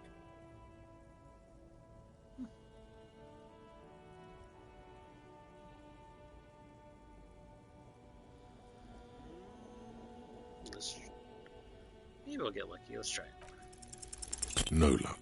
All you find is this lime-colored cellophane visor, produced by a bargain sportswear brand called Amphibian, apparently. There's a malformed green frog on its bent cap. Oh, that visor is perfect for you, officer. It'll definitely keep the sun out of your eyes while you're shooting criminals. Bang, bang! And all for a mere 6 real. I hope not. You don't like it? Sure, Square Joe. No problem. Let's get you some real shades.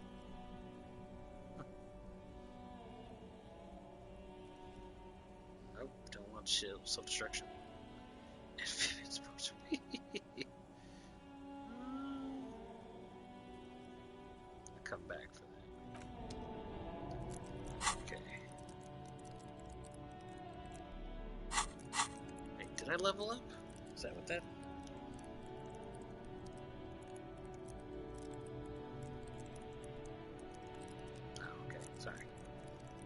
I don't know why this thing. Oh, probably because from when I equipped the thing and it went up, it's letting me know that it went up. That's the only thing I can think of. Okay.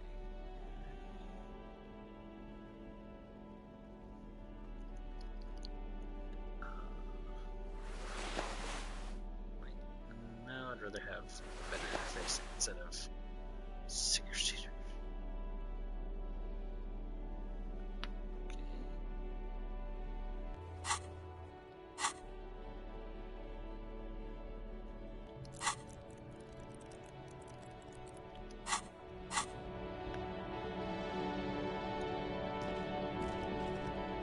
You see two lowly, defeated speakers, thralls, slaves basically, perched atop them like conquerors surveying the land.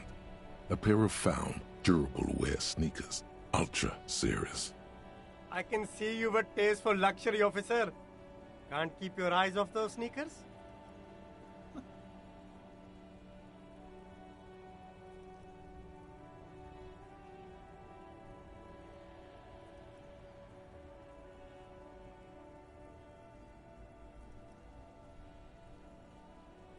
These once respectable speakers have been conquered, reduced to a mere prop by the indomitable found ultras atop them. No, don't look at the speakers, officer. Look at the sneakers. The sneakers are the stars here. These, officer? These speakers are Samaran garbage. I'm ashamed to even use them for props. Don't waste your time on them. Samaran trash. That sounds like they're from the Samaran People's Republic, produced under the dictatorship of the proletariat. Damn, I just bought this. I don't know why I would do that. A pair of found ultras. The design is impossibly sleek and simple. A futuristic silhouette with a sleek monochrome colorway, a jet black upper, and a silver-lined midsole. Those sneakers, mister. Those sneakers are the latest found sneakers. Super air, super fine, super cool. Only 50 real. Only? That's madness. I need, oh my gosh.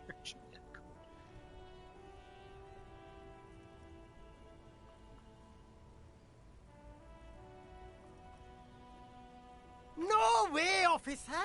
These aren't for sale. They're bad speakers. Lo-fi socialist junk.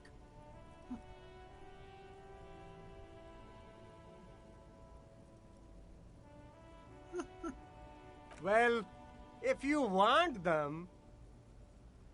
But see, they are the pedestal for my sneakers. If I let go of the speakers, where will the sneakers go? I can't leave premium lifestyle sneakers on the ground. If, on the other hand, you wanted to buy the sneakers too, I could maybe throw in the speakers for a little extra. 50 cents? Good to know.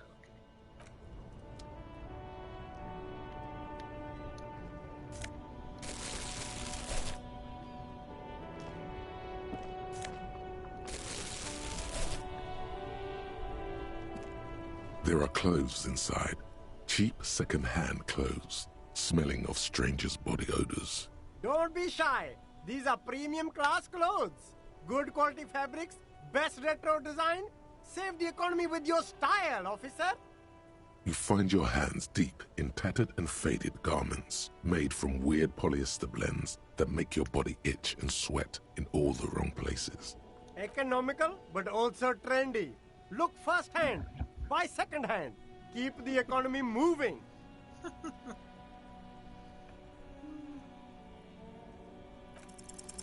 Something cold grazes your hand. Synthetic and sleek. A windbreaker.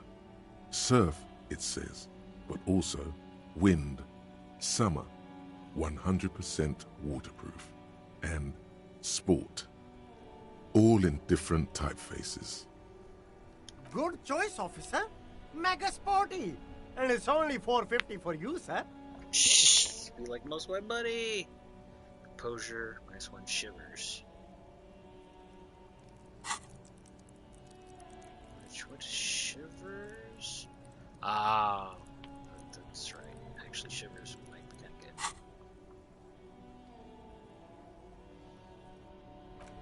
good. Alright, what does this guy have to say? Talk to me! About a saving! You see a Samaran street vendor surrounded by a motley assemblage of goods. When he realizes you're looking at him, his face breaks into a wide, welcoming grin. The name Sileng is embroidered over his breast pocket.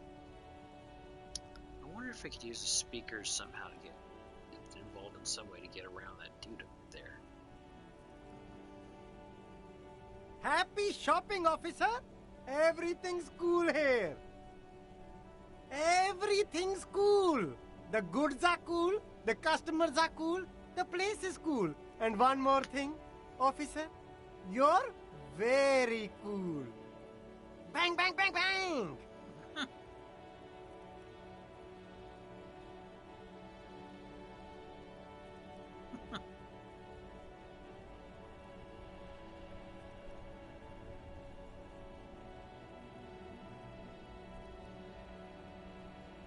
What? No, I can't believe you said that. You got personal style. You know what you like. You like premium menswear. Look around and browse. Everything looks cool on a guy like you. Take your time. Don't be distracted by the flattery and funny man act. Questions.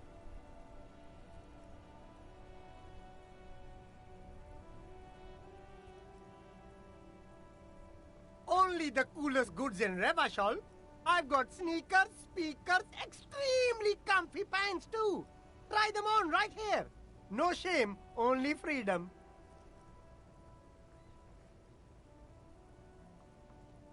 I'm an entrepreneur, officer. I've got sources, buyers, suppliers, distributors, manufacturers, wholesalers, all extremely cool and above board. Good joke, officer. Here we don't have permits, just economic freedom. Take a look around. Takes a deep breath. You glance around the decrepit buildings, the miserable weather, the sidewalks strewn with sunflower seeds and a dust-choked air. It's beautiful. Beautiful freedom. It is, yes. Anyone can set up their shop whenever they feel like it. That's right. No permits, no bureaucracy. That's why this city and its law officials are so cool. What are we doing here? No purpose.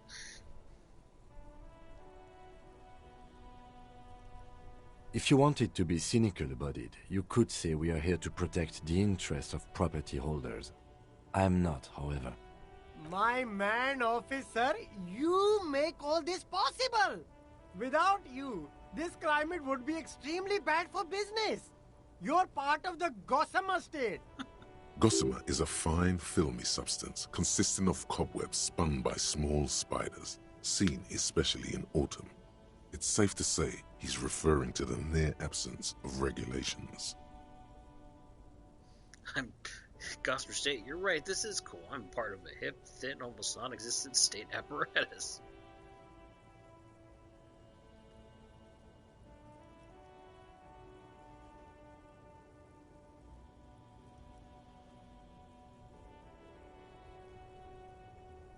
Gosh, I can say that. State of losses. I'm not an officer of law, I'm an officer of common anarchy.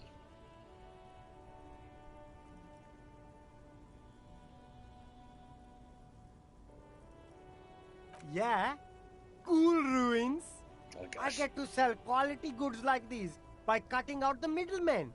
You don't have to rebuild your house, live in a crater, or in a tree. Where can you do that? Only here. No need for discounts at ceilings, officer. Everything's already on sale. Anything you want, 50% off. Anything for you. Me? It's a boring story, officer. Who cares about the past? I'm all business now. All Revachol. This man probably comes from Seaguy, sometimes known as the Apricot Suzerainty, an archipelago in the Samaran Isola.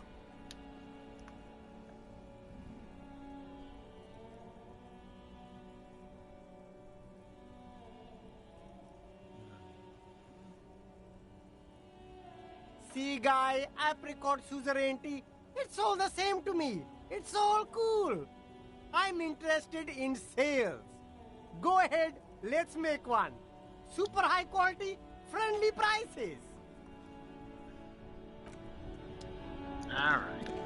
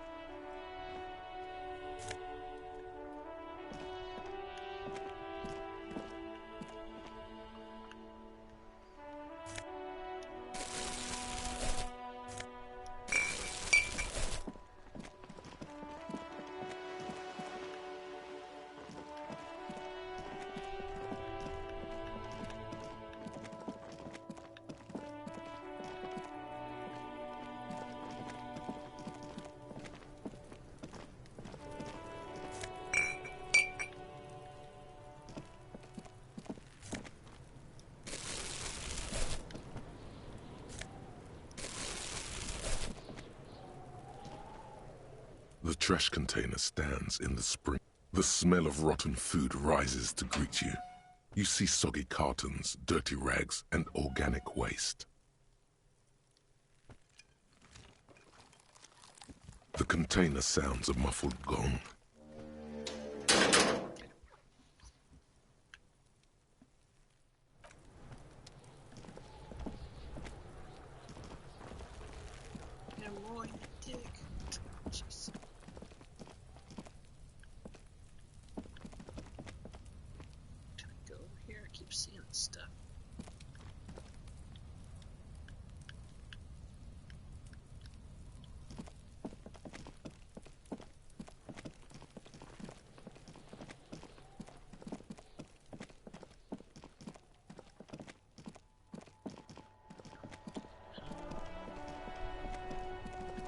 Well,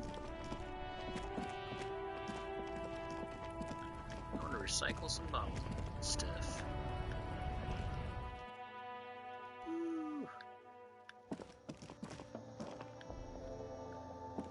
How much real am I gonna get? The tear machine stands in the corner.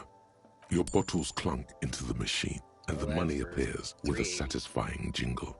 You're a richer man now.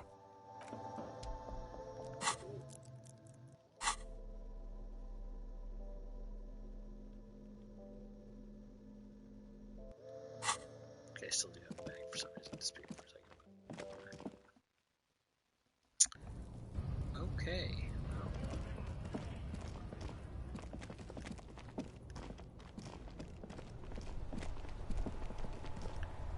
Hello again, officer. How are things?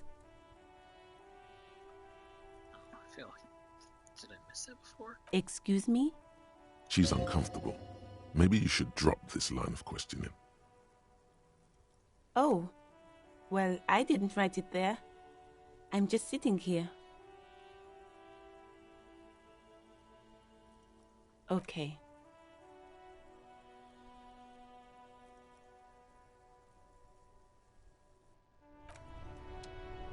Okay, I'm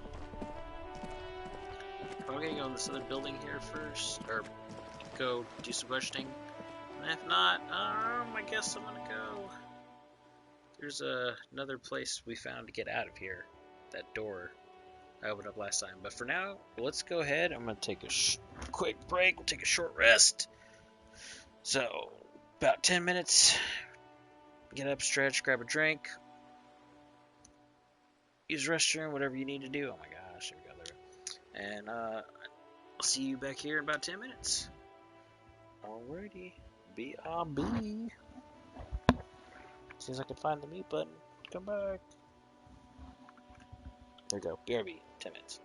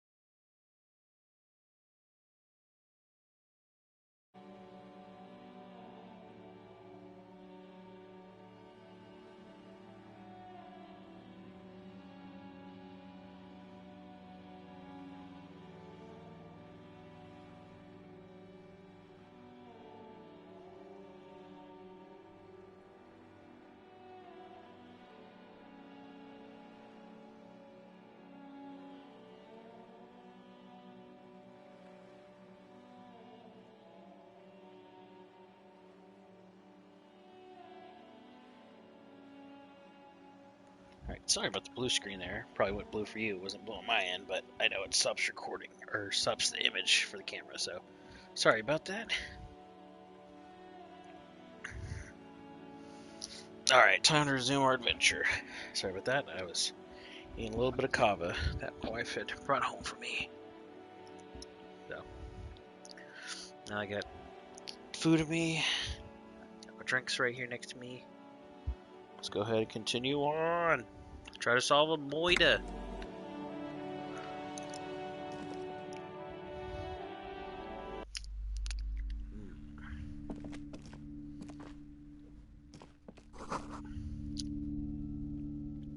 Gift books and molten candy.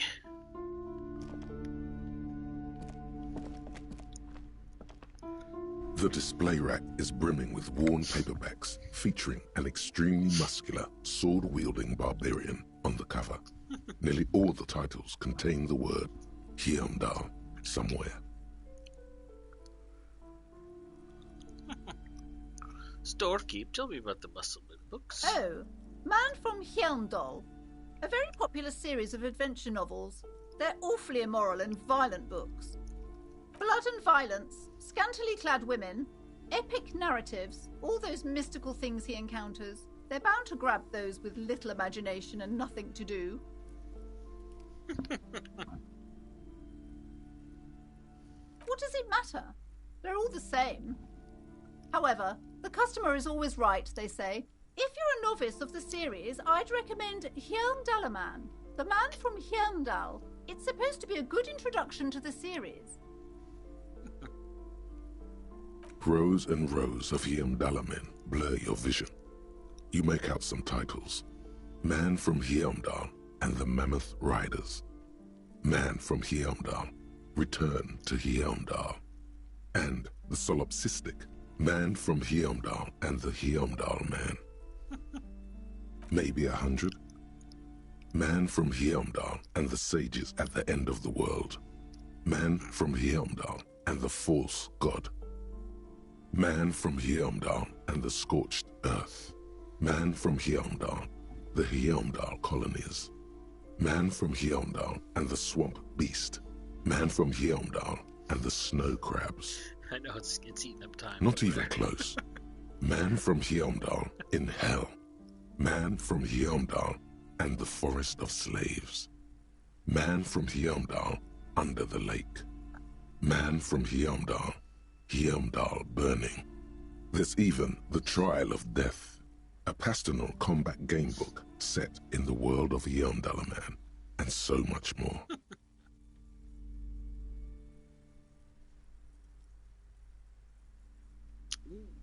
Sure, why not? Let's try it. Nothing of interest. No! Only silence and the cosmic background pain radiation.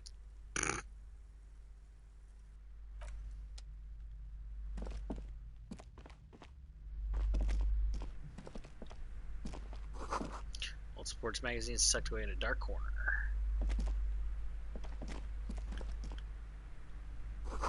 Exclude national recipes of Arda. They are all about lake trip. Okay. A small mountain of colorful board game boxes. There are numerous types of games for all ages. A lot of shelf space seems to be taken up by Wirral-related merchandise.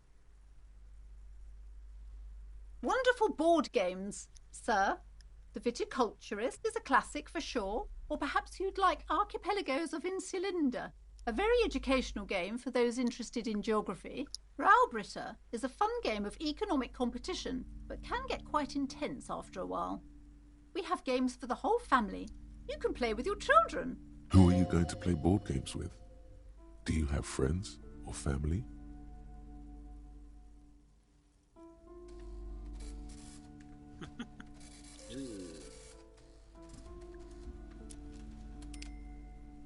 It certainly feels like oh, no! wherever you are will die with you. Oh!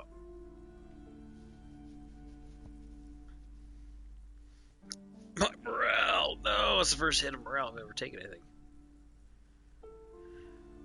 Friends are technically like family. For playing with friends, I'd recommend Suzerainty. It's a civilization building game where you build a civilization, then set off to brutally colonize and repress other civilizations. It'll cost 12 real. Lousy auras there. No, role-playing games are popular among those types. You know, who are into those kind of things.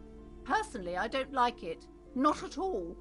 I've heard they turn people into occult enthusiasts. That they have rituals where they try to summon entities. Highly immoral stuff. You can still buy them, though. An endless variety of source books, lore books, and codices litter the table. The topmost book is titled Welkin Compendium, 2nd edition. There's also a large hardbound tome with intricate cover art, The Hunters of Katawak, Boreal Creature Compendium, and a Pick-Your-Path adventure gamebook titled Tales of Wirral, Cavern of Velkrag. There's a box that says Wirral, 3rd edition Mega Setting Supplements module. The side panel notes, a fantastique adventure board game, new maps and miniatures. A sticker on it displays 25 real.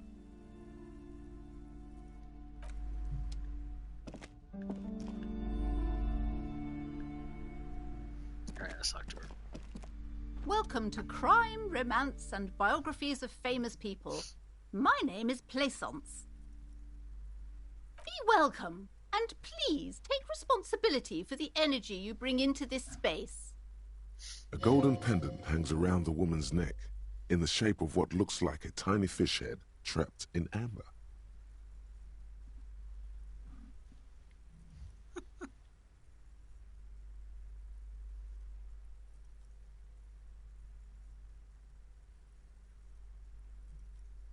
Oh yes, helps to have an anchor in these times. She clutches the pendant and narrows her eyes as well. Gosh, where we go on? You see, well, give me some money.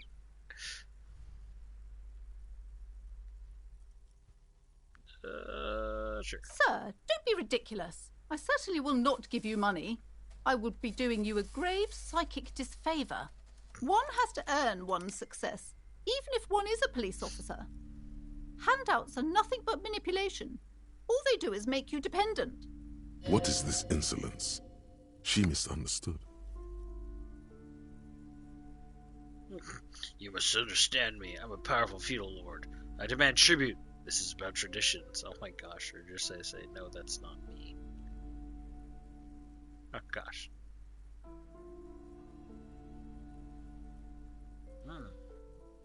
You know what? She might be one of those types, like, oh, you're one of your past lives. Now, hey there. Sounds like someone isn't taking responsibility for the energy they bring into this space. Tribute? Power? These are not the traditions we're used to in this part of the world. I am the proudest owner of our little shop of culture. She has fine-tuned her voice to find the most welcoming approach for attracting new customers. It doesn't work.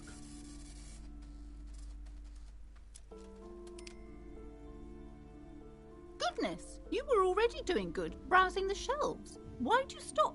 Don't you feel compelled? Go, go, get back there. The books await you. Compelled. Everything is on the shelves. Take a look yourself. The shelves compel you, don't they? She's attempting to mentally direct you towards the shelves. She only wants you to buy the goods. She doesn't care about the books. Truth be told, not really. My sister brings in most of the goods.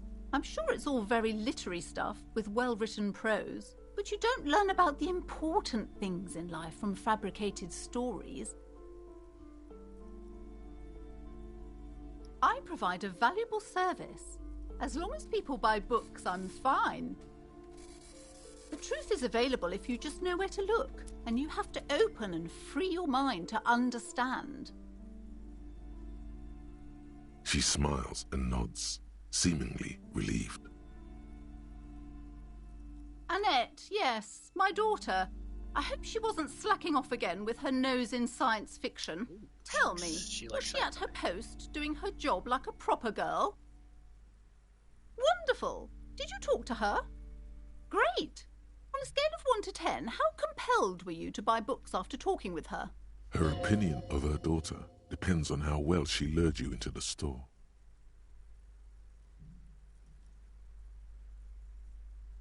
I want to say number 4, but...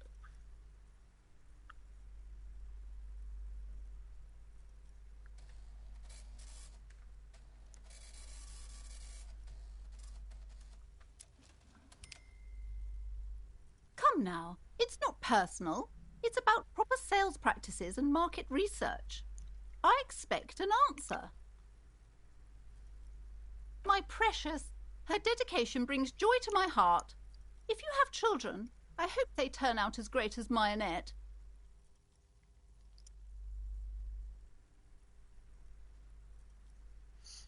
I'm here to dismantle the free market and abolish child labor. Oh my gosh. God. I've told her not to do that. It's such a disgusting habit. She'll get over it. Anxiety is a part of life. A part of hers, too, clearly. She can, if she has enough willpower. This is what's called growing pains. Life isn't easy. Life doesn't give breaks. Come on, ma'am. It's obvious she can't do anything about it. You are placing an unnecessary burden on a young child.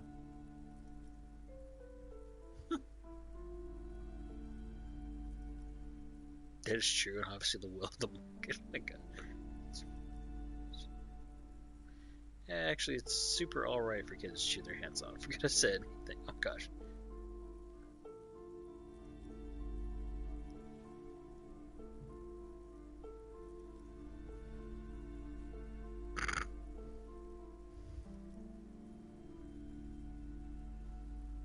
She stands stiff and severe, silently fuming. 10 or so seconds pass without change. This is a person coming to terms with a new reality, one where they are wrong. It's not easy. Oh no. Hold on. I need to invite her inside and apologize. She must be freezing out there. There. I don't know what to say to you. My husband, he tries to teach me business lessons. I have what my mother called a dull mind. All this stress. It sounds like both the husband and the mother treat her the way she treats Annette.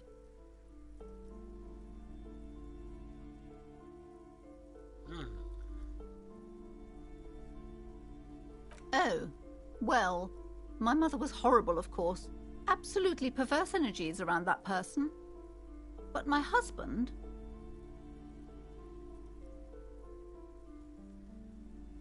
My husband is completely different, of course.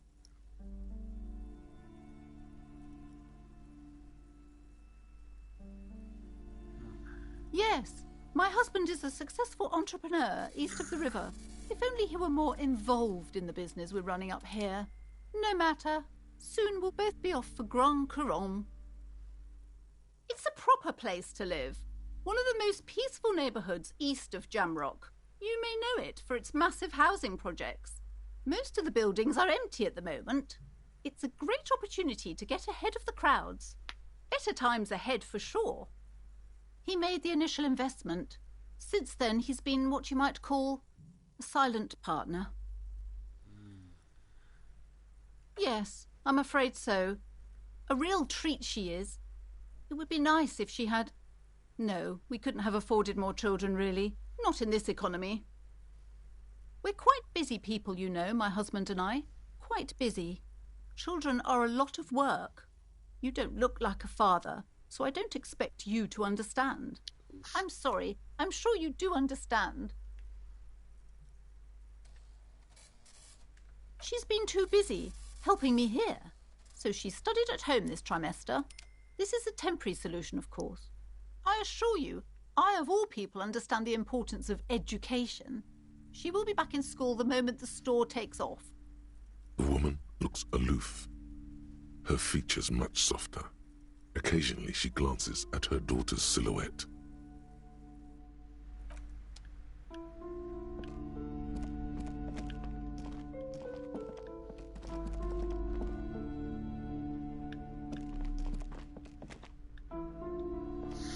These shelves are overburdened with books from the same series. You see the name Dick Mullen over and over. Oh, crime, robberies, murders, even sexual crimes. We're fortunate to have Dick Mullen and his stories to sort all that out. You're a police officer, apparently. You should buy all of these. They really do teach a person how to be a proper detective. Crime fiction is a disgrace. An asinine misrepresentation of the physical attributes of the arduous everyday work of actual police officers. These books greatly overstate the excitement of police work, glossing over how long it takes to actually follow up on leads and eliminate dead ends. What's more, they completely ignore the psychological hardships of year after year coming into contact with people during the worst days of their lives. Not a single mention of all the stress this work creates upon the officer's family. Detective fiction just doesn't tell the truth at all. Now, would you like a list of all the books found on the shelf? Oh God, no. Yeah, sure thing. You see Dick Mullen on the job. Get Me Mullen. The Stalwart Adventures of Richard P. Mullen. Dick Mullen and the Murder in the Orchard. The Sordid Affair of Dick Mullen. A killing is declared. Dick Mullen in the Murder House. The Final Case of Dick Mullen. An obvious lie. Dick Mullen in the Clock Tower. The Ordeals of Dick Mullen. Dauntless Dick. Dick Mullen's Funeral Pyre. The Murder of Dick Mullen. Oh no, turns out he faked it to solve a case. Yes, there's also The Dame Who Did It. Farewell, My Mullen. Faking death seems to be a common trope in the Mullen series. The morbid tales of Dick Mullen. A dark tide turns. Tragedy calls for Dick Mullen. Another one with fake death. And, of course, Dick Mullen, the murderer. In order to catch a murderer, Dick Mullen must become the murderer. Come on, this is not the way real police solve crimes. The real police are some 20 kilometers away, sitting in an armored motor carriage. Come on, Chester. Tell the story again. The bald man turns towards the lean man and pats him on the back. Again? Man, I tell that one at least once a month. It's not that interesting. The fuck it is. And these guys haven't heard it. You see, Chester here...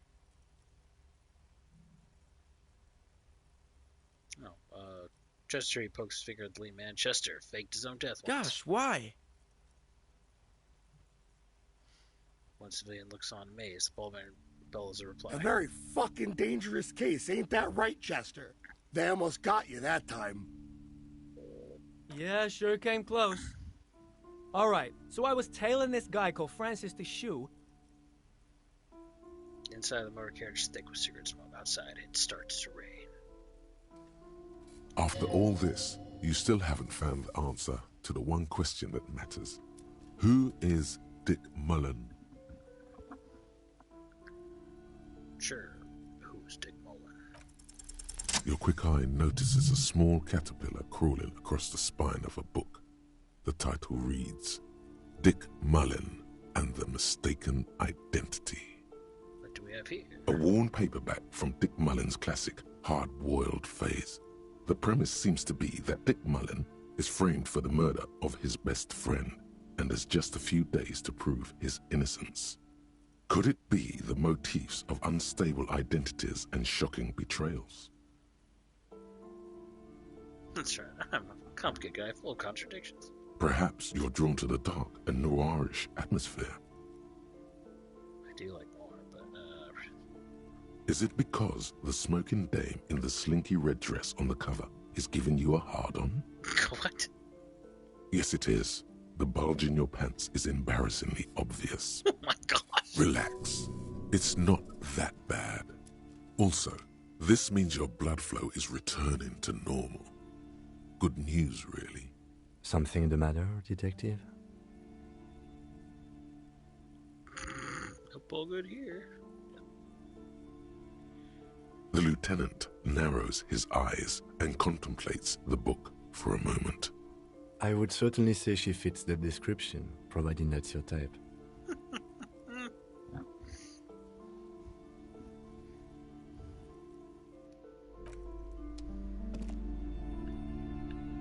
Autosave. 6 o'clock. You'd head back to that diner soon. Maybe those guys have shown up. It's a tome of fascist magic, rather candid. Great picture book for sure, very colorful. Another boring book, just discarded here. This bookstore is not strictly about crime, romance, and biographies of famous people. There's also a wide range of paranatural literature. Sir, please, no browsing in that shelf. That wisdom is not for free. I can't have you end up, like, opening a police store next door and stealing my customers. Oh, no. Amidst the various books, you find one written by someone named Matthias W. Dundas. It's about wholeness, unity, balance. The point of the book, and many others on this shelf, is to give people medicinal advice in situations where they don't have access to paid health services. It serves platitudes, while also telling everyone that traditional medicine, the kind people don't have access to, and which costs more than this book, is garbage, and would only give you cancer anyway, without even curing your cold or anything. Wholeness, unity, balance, on the other hand, can basically take care of anything. Though it is important to note, when it's up to your mind to heal yourself, then it's because of your mind that you're ill in the first place. The book features chapters on topics such as how to find magnesium. It even lists plants you can harvest magnesium from. How to continue drinking if you're an alcoholic who has destroyed his liver.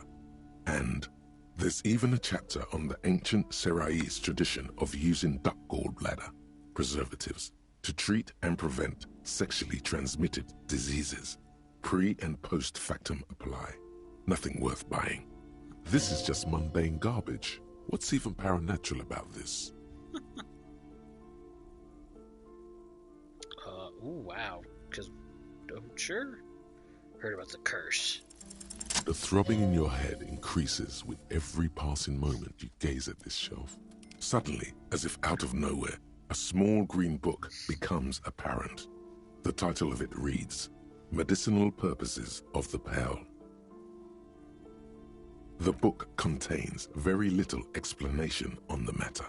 This knowledge seems to be taken for granted.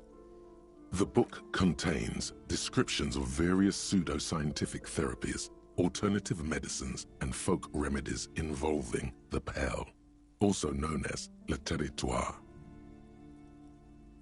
For example, it recommends vigorously swatting one's naked body with a venik, or hand broom, made from the leafy twigs of a young birch tree from the near pearl.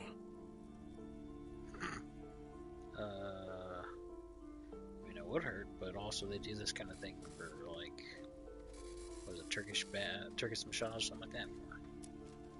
It is, and good for the circulation too. It also recommends consuming distilled spirits like vodka or whiskey that have been aged in the pearl.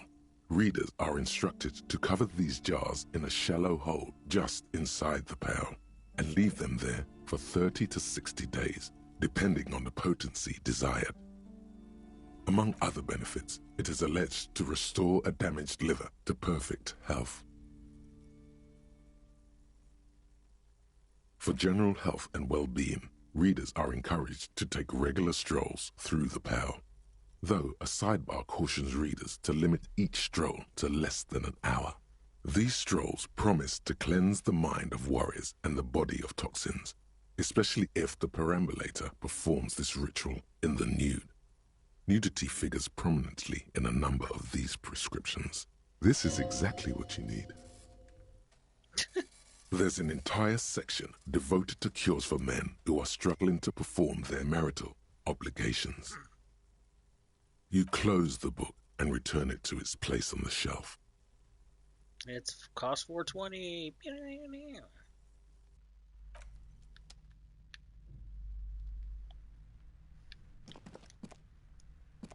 Several maps have been attached to a bulletin board hidden inside the alcove. They're held up by small pins. The board has come loose from one corner. The maps look old and faded. Your eye catches a map of Insulinda, a map of Revachol, and a map of Martinaise. This large map displays archipelagos. You see a constellation of small dots on the light blue emptiness of the Insulindic Ocean. The largest in the northeast is La Caillou. You are here. Another far away in the southwest, Seminese Islands, Ile de Fantôme. Ozon, Laurentide, Fas à la Mer, Archipelagos, North Arcade Islands, all just specks of dust on the vastness of the Insulindic. On the edges of the map, the color fades into a blur of dotted lines, black and white. In the northeast, a dust mite stands on the north coast of Caillou, in a bookstore. It's you.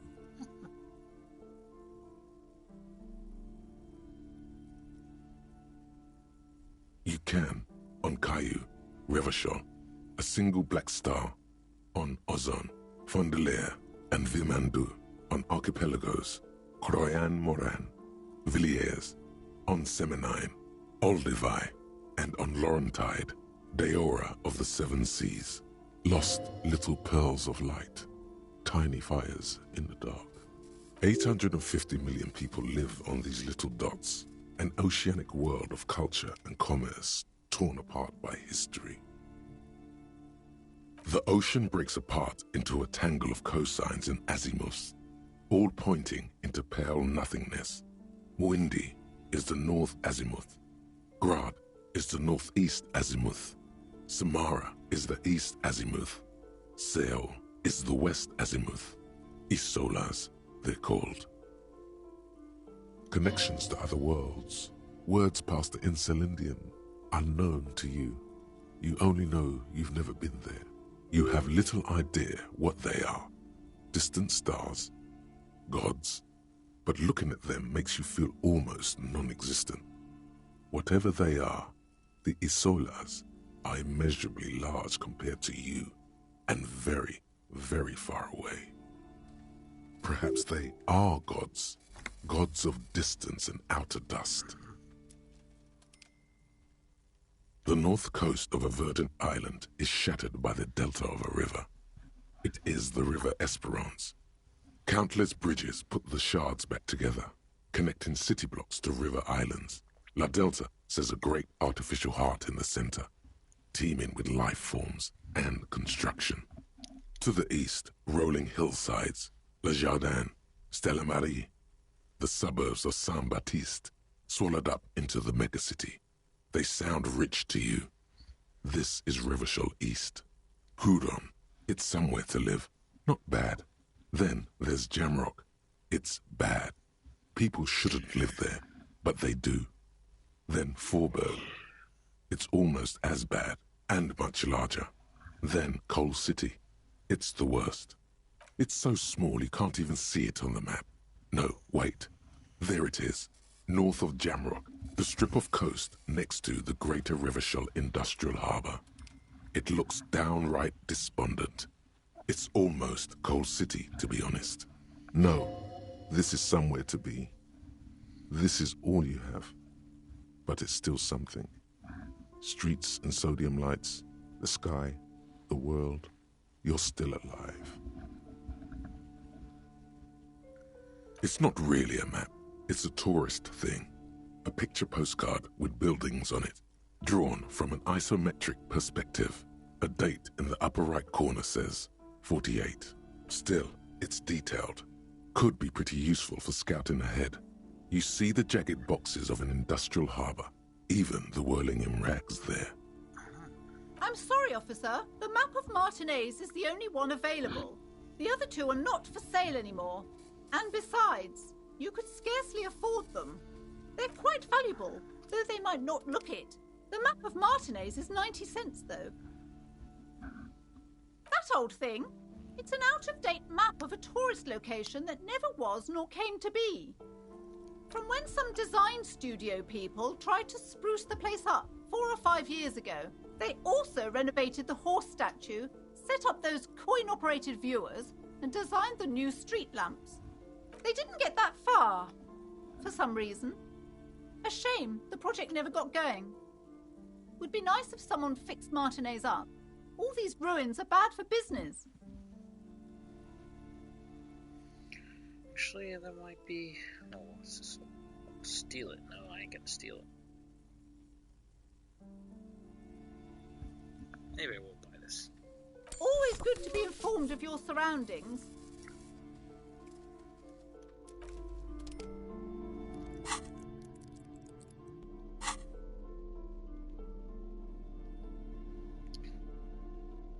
A warning, torn map of the Martinez area dating from 48. On top reads, Bienvenue au Rochelle.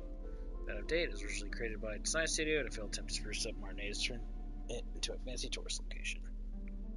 The worn map features the patchwork grid of the streets of Martinez, with directions to appropriately touristy locations. Year 48 resides on the upper right corner. Your finger moves through the various streets, across Rue de Saint-Ghislain and Rue Saint-Sipar, over Saint-Brun and Martinez North, finally coming to a halt on the spot where you are currently standing, although the map gives no such indication itself. For a more detailed view of the map, go to your journal and select the Map tab. Oh, okay. Actually got a map.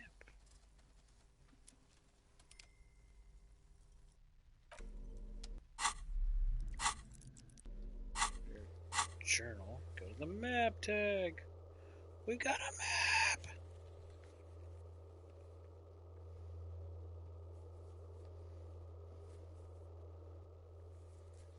Oh yeah, the waterfront. There's the. Oh, these are all the things, the challenge strike.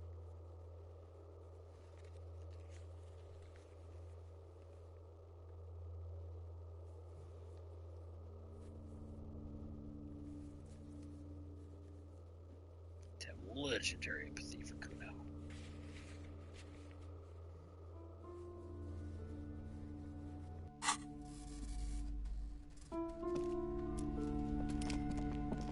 The plaque on the shelf reads, Biographies of Famous People. You see a large variety of names, none of which ring a bell. I would say... The Greatest Innocence. Yes, most certainly. It's an important educational tool, delving into the depths of history, religion, and their relation to innocentic power. Innocentic power.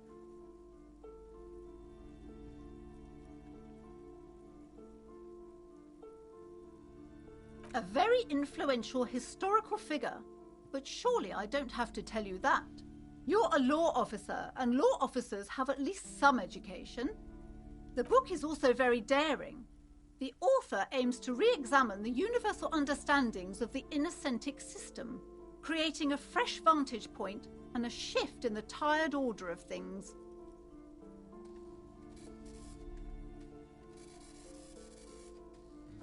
Perhaps for a layman, deep analysis is necessary to peel back the multi-layered meanings. Certainly, it's prudent for a person to have at least an elementary understanding of history and society. Imagine the chaos we'd be in otherwise. You feel like you should get this one. Definitely. It's important somehow. There's something personal inside.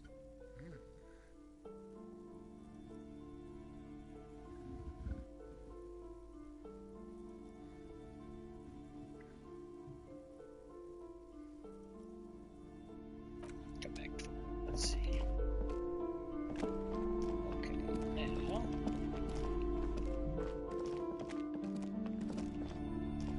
You see a set of tattered curtains blocking the way to another room. A strange cage-like trinket dangles from the curtains. Excuse me, officer. The back room is strictly for employees only. Nothing. Now please go back to browsing the books. Don't you feel compelled to look at the books? The books are all you care about. Oddly enough, the more she tries to draw you away from the curtains, the more alluring they become. You see some kind of charm, an irregular polyhedron assembled from bones, sticks, and straw. Inside, a disturbing fish head with empty eye sockets stares at you. This is a traditional Seminese ward, meant to provide protection against ill luck, bad dreams, curses, and other supernatural scourges. Inhabitants of Île de Fantôme, the Seminine Islands down south. Aside from poking at it suspiciously, there is nothing else to do with the fish head charm at this time. The curtains remain shut before you. Just as you're about to pull apart the curtains, the petrified voice of the shop owner cries out once more. Sir, don't touch that. I told you it's off limits for the customers. Miranda's clothes around her pendant, her fingers nervously playing with the talisman. Parapsychologically speaking, we're done if you decide to open them. I won't be held responsible for the consequences. It's too dangerous. She looks away, mumbling. Why is everyone always messing with the curtains? Why can't they just buy books like normal people?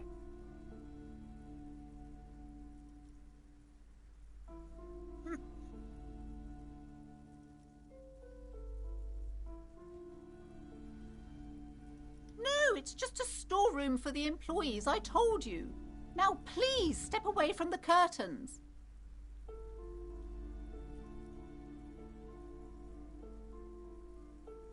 Why? It's not like anyone was killed there. She stops abruptly as her hand flies over her mouth, baffled by her own bluntness. I'm sorry. I don't mean to be so impolite. Just please don't go there. I can't allow that. You'll only make things worse and unleash the powers.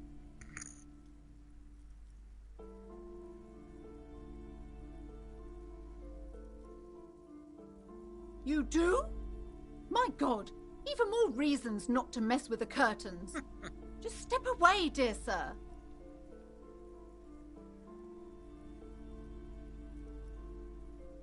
Thank you. Let's just talk about this first, all right? There's no reason for you to venture into the unknown. What are you, a coward? Think about the marvelous adventures waiting for us on the other side. The necktie. There is something mysterious about the curtains. Be careful. The curtains, tattered with age and covered in dust, hang before you, as if taunting you.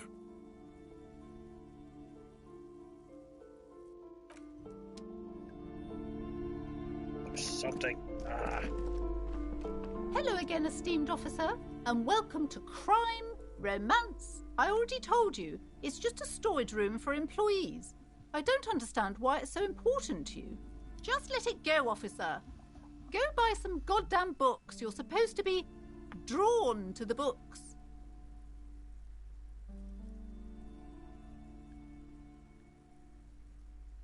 It's just for decoration.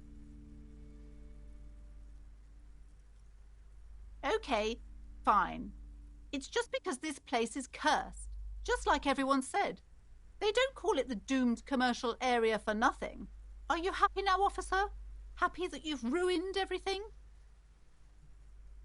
She closes her eyes and starts mumbling something to her pen. Take it easy. You've broken her resistance. Pushing her further will gain nothing. Oh my gosh.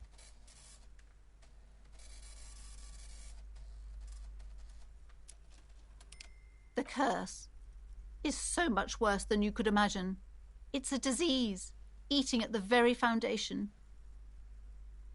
Shiver rose to the woman as she looked around the dimly lit store. It's the curse of financial distress, of ruin and bankruptcy.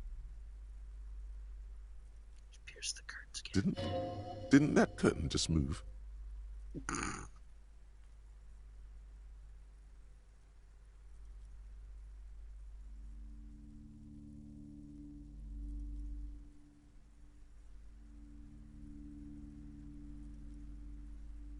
It's not just that, officer. We're dealing with something supernatural here. It's the cacodemons, feeding off bad business practices and disappointing income statements. There's something wrong with this building, I can tell you. Ever since I arrived, I've sensed an eerie, lingering presence, as if I was unwanted here. Sounds familiar. Truly so?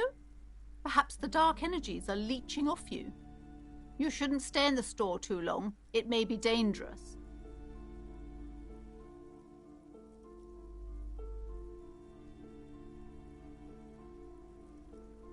It's not good to talk about the curse, not in detail. The negativism, it's dangerous. Talking about the void wraiths angers them. Most certainly not. I don't want anyone who's not familiar with the psychic arts to get involved in this mess. Stay away. Leave the spirits be, so they can return to their slumber. Psychic arts? Sounds right down our alley.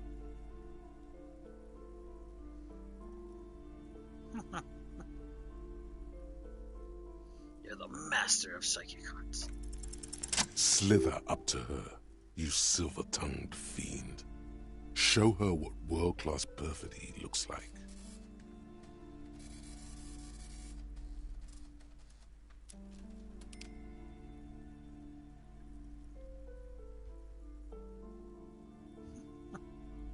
You're not lying. You're giving her peace of mind. The means are thus justified. Are you sure? Don't think I haven't seen charlatans before.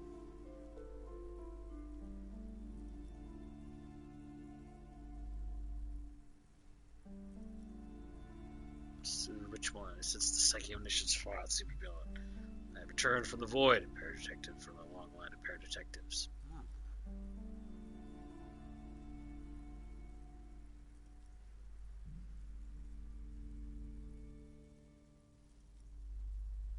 I'm not sure I can trust your claims.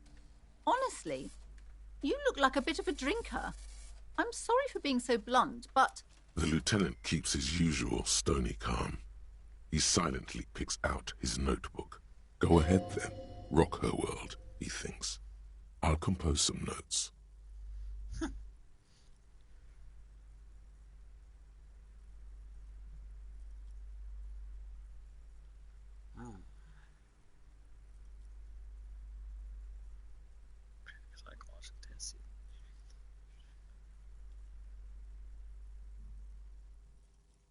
How do you know all this?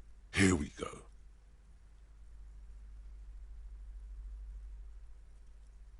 I have the Power City band, all the batteries now. You're part Simonese. Oh, it means our meeting couldn't have been mere chance. The hand of fate guides us. But I am not the only one at risk. I have to think of my daughter. You are certain you can help us? Keep us safe? I can't allow any collateral damage to hit us.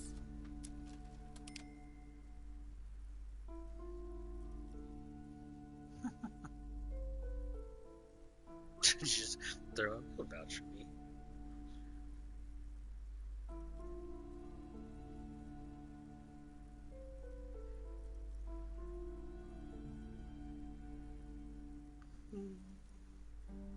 I get what I wrote meant to. Oh, certainly so, ma'am. I can assure you my partner is eminent in this particular field. If you promise, good officer, then you might be our last hope. Do you swear it? Thank you, sir. There's one more thing I haven't told you about yet. The entity. Do not act surprised. You know of these things, sire.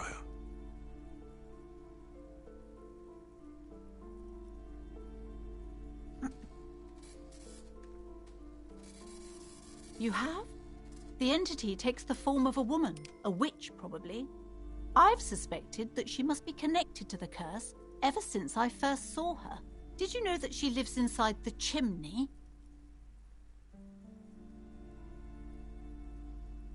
Yes, That chimney is part of the building's central furnace, and it's enormous.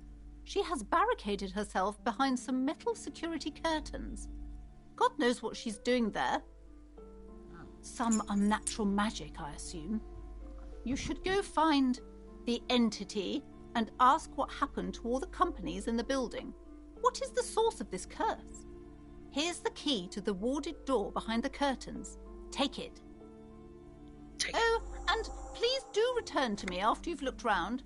I'm quite anxious to know what she has to say about the curse. What you discover in there. Unbelievable darkness and ruin.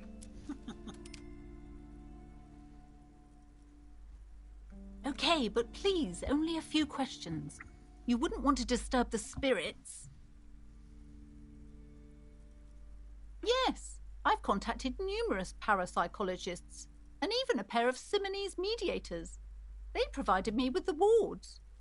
The wards help to keep the doom at bay and protect us against the darkness that lies further in the building, even though now I fear it's not enough.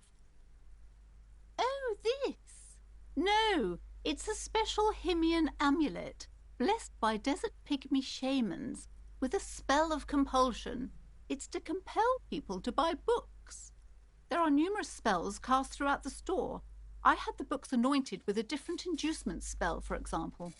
It's guaranteed to boost sales 15%.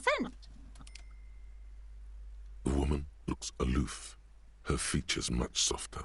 Occasionally she glances at her daughter's silhouette.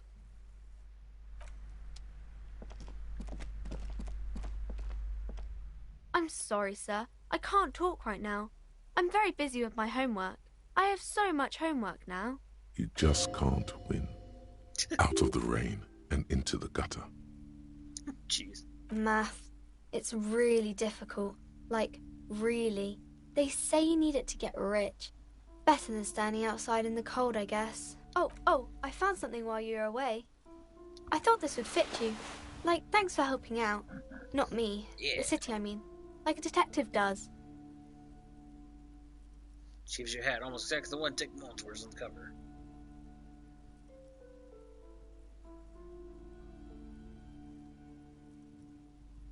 Just what Dick Mullen would ask. I got it from behind the curtains. I'm not really supposed to go there. Maybe. It's the hat Dick Mullen wears all the time. You'll look way more serious with that. Right, I have to get back to my homework now, before Mum notices. Man, this is hard. She looks back at the infernal scribblings under her nose.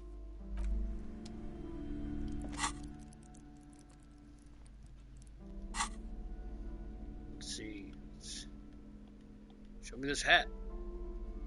Encyclopedia! Booksmart. If anything, this wide-brimmed hat looks even better than the hat Dick Mullen wears. Dick Mullen is stupid. And not even real. You're real. Your brain is real. Your real brain is inside the hat. Yeah. Even though it totally doesn't match the rest of the outfit. But I do like the hat.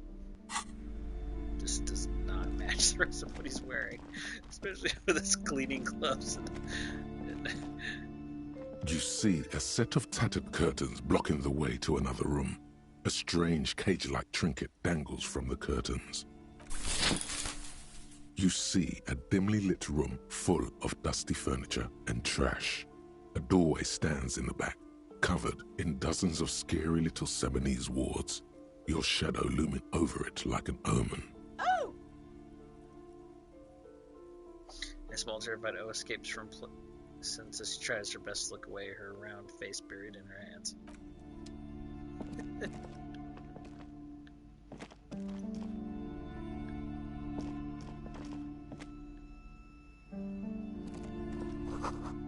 Ghostly silhouettes of hair dryers. Big Landrar's portrait of a man. If I could, I would close the curtain, please. But merely looking at an unmanly haircut threatens your masculinity.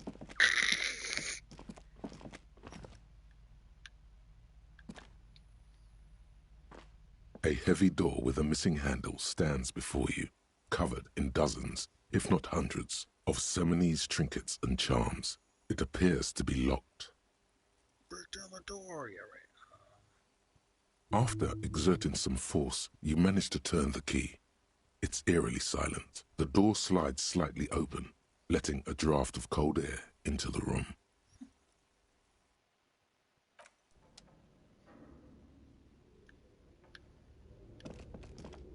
Oh, so there was a gym here, so... Oh, what's he got to say? What is this place?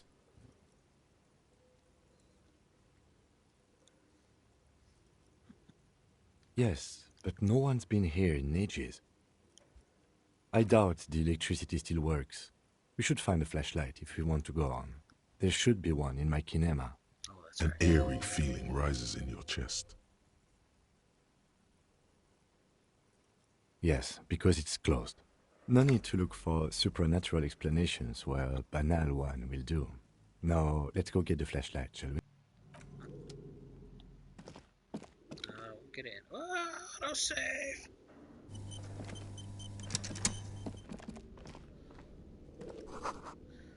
Citrus Fortis, the rest is worn off. What is this?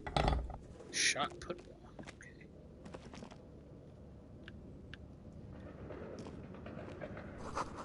Worn out wall bars, they look unsafe. A barbell lies on the floor. The color has worn off its weight plates. It's 60 kilograms. Your triceps hum at the sight of these weights. Show the world what kind of beast it's dealing with. Lift them. There are no collars on the barbell. This is a safety hazard. Why does it feel so familiar?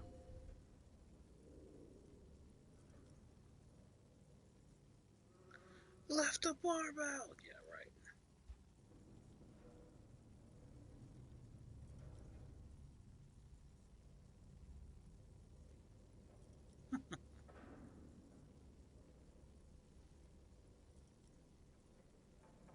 You're right. The weight may fall off. Better not touch it then. It would be a violation of EPIS safety regulations if the gym was still operating, but it isn't. No one's supposed to come here anymore. No, it's not that. It's the stale smell of rubber, the squeaky sound of sneakers, your bruised knee against the mat, and a whistle. Then the feeling is gone. Used to be a gym teacher, or is this him remembering gym class? It's just a memory from another life, when you were young and fit. Yeah, alright, let's go get that flashlight. We're gonna get the flashlight, but then we're also gonna go next door and see if those union members are showing up.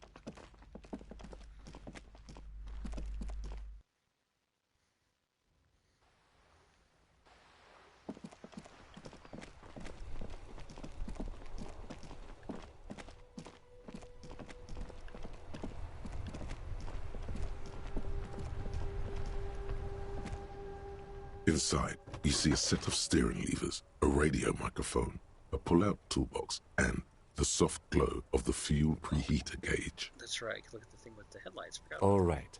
Ready? I turn, you press start. It's next to the preheater.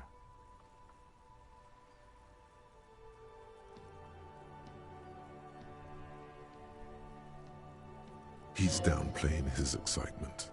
The lieutenant is more than happy to show off his precious carriage. The dashboard lights up with orange glow. The rounds per minute gauge jumps, and the engine of the Caprice Kinema comes to life with a whiny growl. The lights unfold with a little click, casting electrical light onto the ground before the vehicle. There you go. I'll turn them off from the remote once you're done. We just need to stand in front of the machine now. A metallic drawer slides out from under. It's robust, weatherproof, and well-made. Police issue, blue. Lets you see things in the dark you would otherwise miss. The handles are long and sleek. Snap, snap, go the cutters in your hand. The pull-out toolbox slides back into its nest. preheater gauge casts a warm glow on the steering levers and the radio on its hook.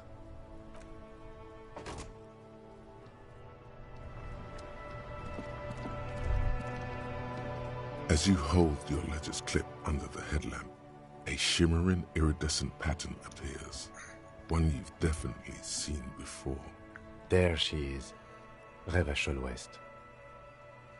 There's a note of pride in the lieutenant's voice. Around the borders of the watermark are dozens, no, hundreds of micro-perforations. The rectangular watermark is overlaid with the logo of the RCM, and yet the major arteries of Revachol are all recognizable. They shimmer in the Kanema's headlights.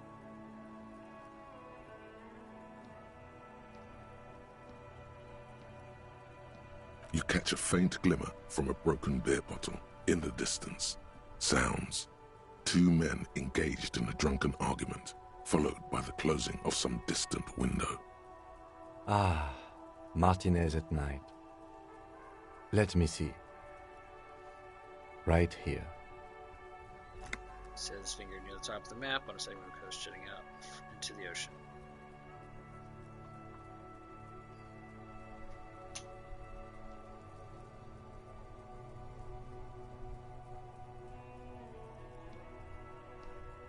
No, it does not.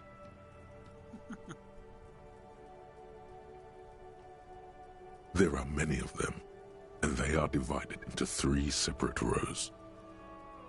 The first row has 18 dots. The next is the longest. It runs all the way around the border, and then some. There are so many, it's hard to count. More than 150, at least. Maybe even 200. The last row has 3 perforations. That's it.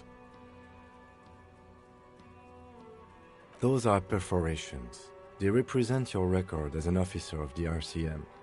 They are your statistics, as it were. I should have guessed you'd keep a record. Officers often do. Let's take a look. The first row represents your years of service. 18 years. Okay, not bad at all.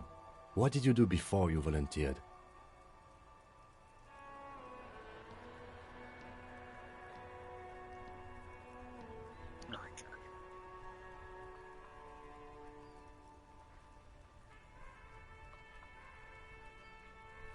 That's what it says. I might have guessed even longer based on your age.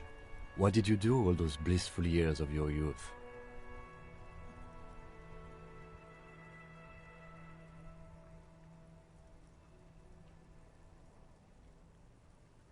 Maybe you were a diplomat, or in PR. Doesn't matter, I suppose. Let's move on, shall we? This next row, the one that wraps all the way around, is your number of closed cases. Closed is good. It means finished. You've got, let's see, wow, more than 200. It's quite a lot, even for someone who's been on the force for nearly 2 decades.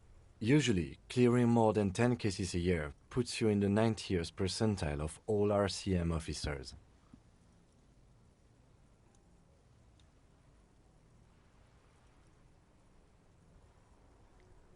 Right. Those are your confirmed kills. You've got precisely 3 perforations there. For an RCM officer, especially Precinct 41, which is in the Jamrock Quarter, it's rather tame. I mean that in a good way. What's it feel like to kill a man, Mr. McCoy? A young woman asked the man across the desk from her.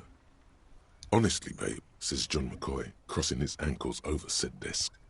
I don't feel anything anymore. It's just like brushing my teeth. I do it once or twice a week and don't really think about it. There's no trace of guilt in his voice. There are certain officers who treat their kills like some kind of ghoulish game. If they do happen to solve a case, it's usually by accident. So obviously Lieutenant doesn't think very highly of these officers. But it seems as though you are, or at least were, one of the good ones. So we have that to be thankful for. Yes. It's not a problem for him to state it, however. Everyone has their own method of coping, some more effective or self-destructive than others. Personally, I find it helps to keep up a few hobbies.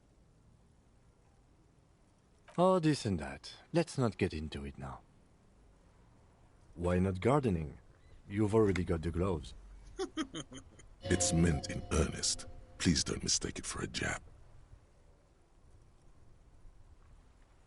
The lieutenant nods. Right. I'll go turn off the lights. You can now see your statistics on your journal page, to the right of the task description. Oh, okay.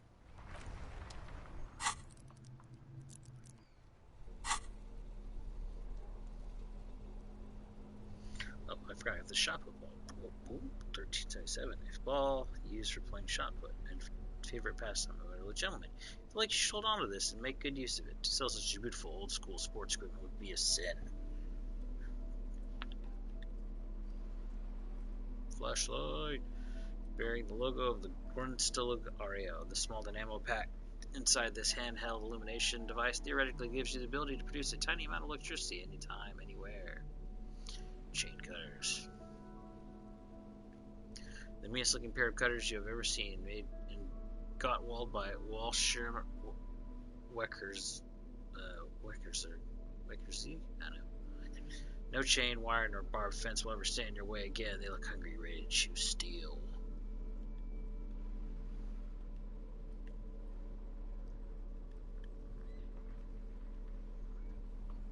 It's just a racist mug. What's there to read here? Not much, but it will not happen. The mug talk is exhausted. It is time to return to work.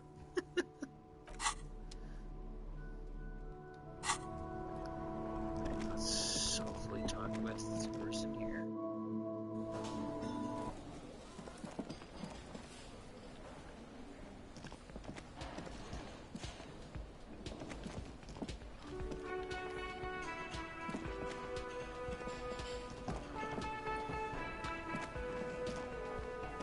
Over here, anybody talking?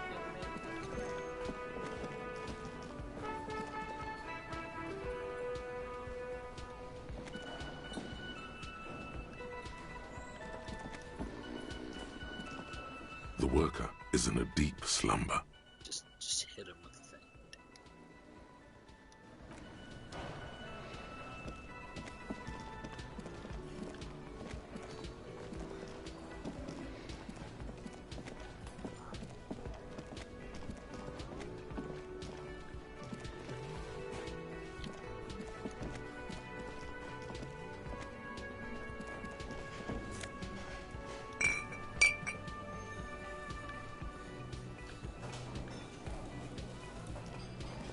Can I help you?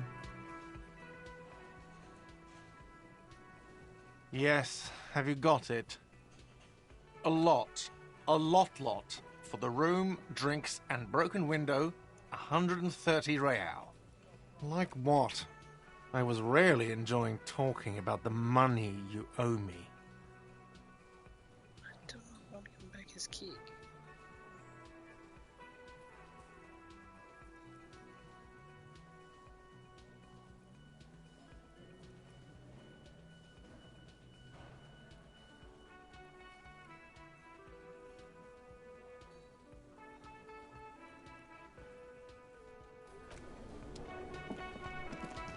It should only go to the trash, so I guess.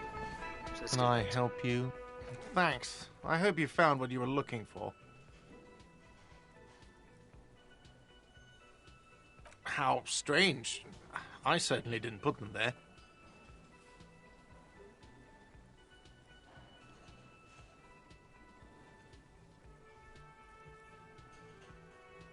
I think fugue states are more your forte, officer. Sylvie had the keys before I got here, and I can vouch for her. I can vouch for all my staff. None of us would tamper with the crime scene. The trash collection service, CS Municipal. I don't see why they would put anything in the trash, though. Ah, the elusive CS Municipal. I doubt we'll be able to track down who was sent here last and when. This will have to be one of those little threats that solves itself down the road. Thank you anyway. Yes?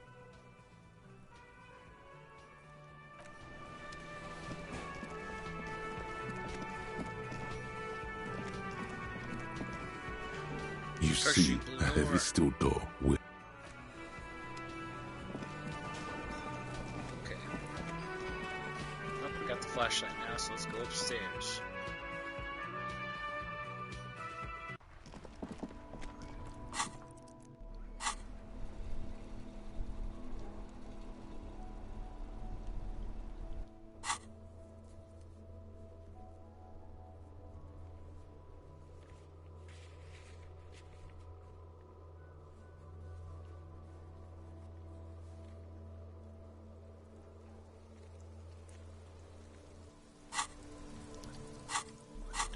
Switch.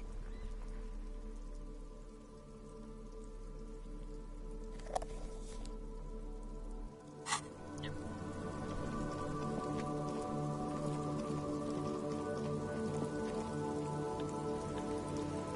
Come on. Let me select it. Come on.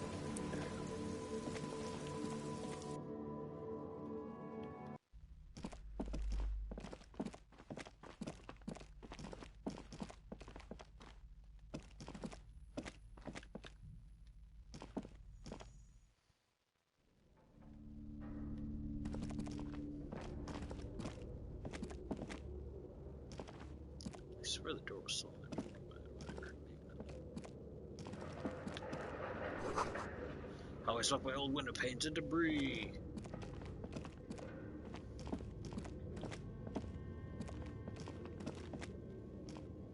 A large demijohn full of strange liquid. While an animal stared through the dark, stuff didn't mount. Poor animals, no rest for their bodies after death.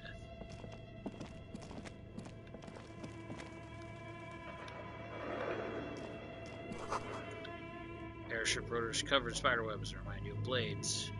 Creepy dolls, mannequins. Naked mannequin door, strange yellow color. Money!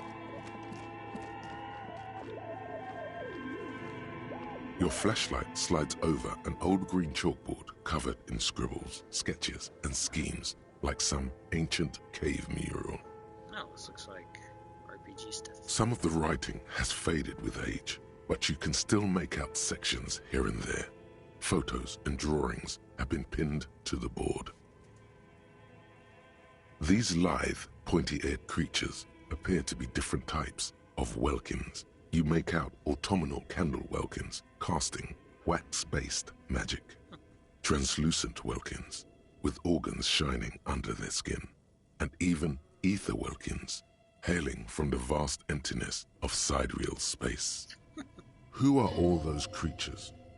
Fantasies of a tortured, feverish mind? One of the welkins, towering among the rest, appears to be different, however.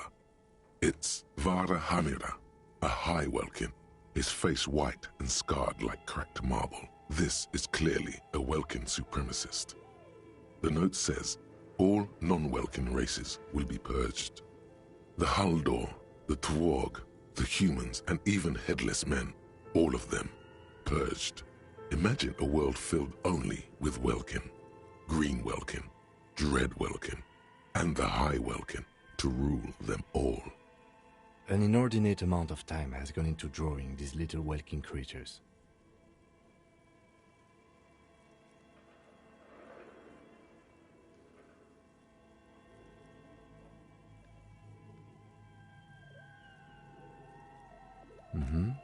Political commentary.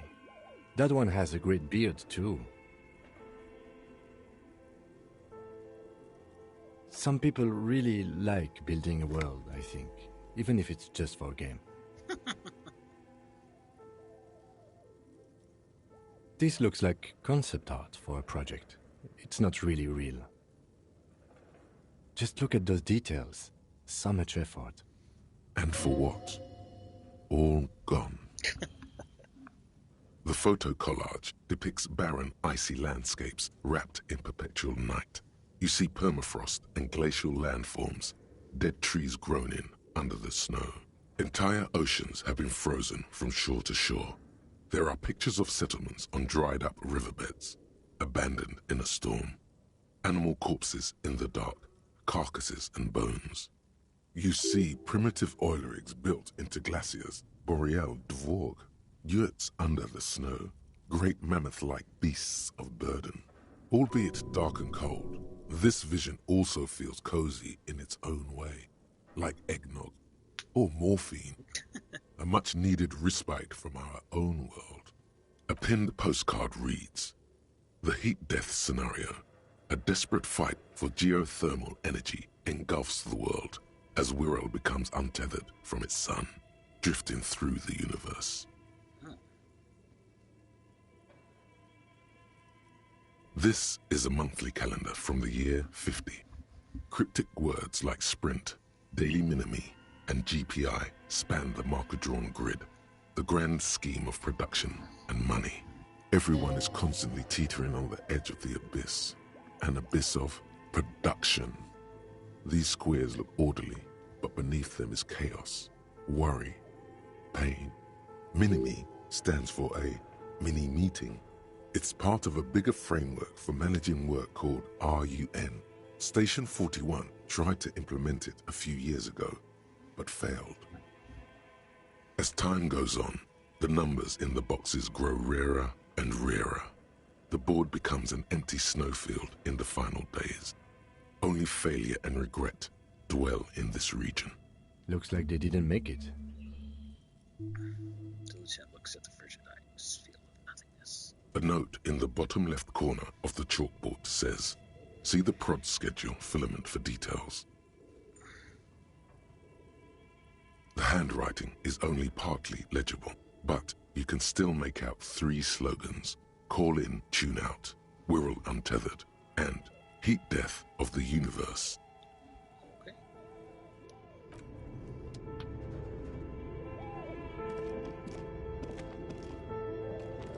This appears to be some kind of machine with a cube-shaped heart and a wired framework. The keyboard has a rectangular on-off button. A piece of paper still hangs from the printer. The radio computer. Just sitting here without anyone inside. We have one of these down at the station, but I never really learned how to use it. The machine lights up like some prehistoric animal stirring from its slumber, revealing fluorescent play and print keys on the keyboard. The hatch on the machine's central compartment is wide open. It's empty like a beehive without its brood. Some cables have been left dangling, disconnected. This is where the memory should go. Nothing happens. Nothing happens. Nothing happens.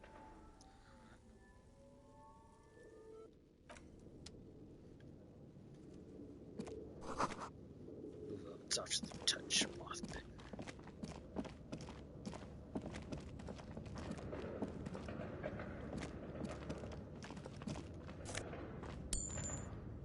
Some money.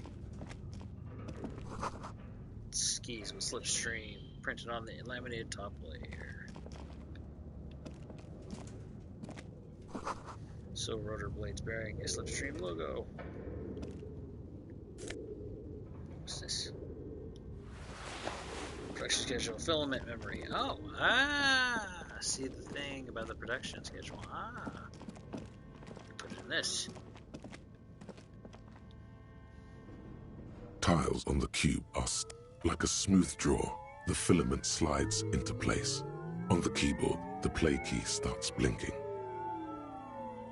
A bar of fabric right above the keyboard starts producing a soft hum. The sound of static seeps through the machine's planar magnetic driver.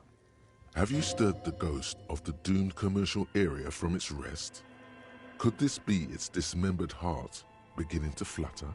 The static gets louder, slowly filling up the abandoned hall, until a voice speaks out, crackling and old, cutting into the air. Good evening, Fortress Accident en rue de Saint-Ghislaine. This is East Insulindian Repeater Station 1. Please repeat. Is this the production schedule?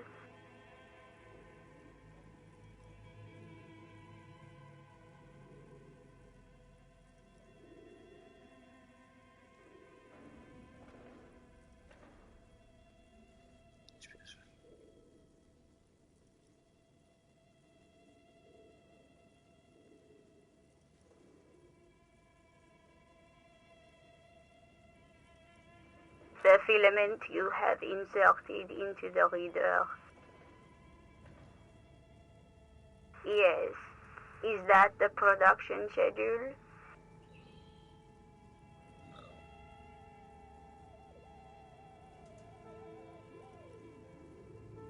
Good. Please repeat the password. You should ask her for a hint.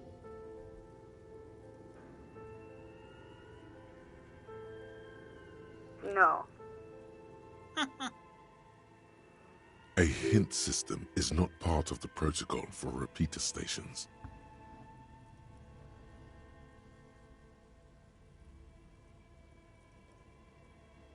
Still no.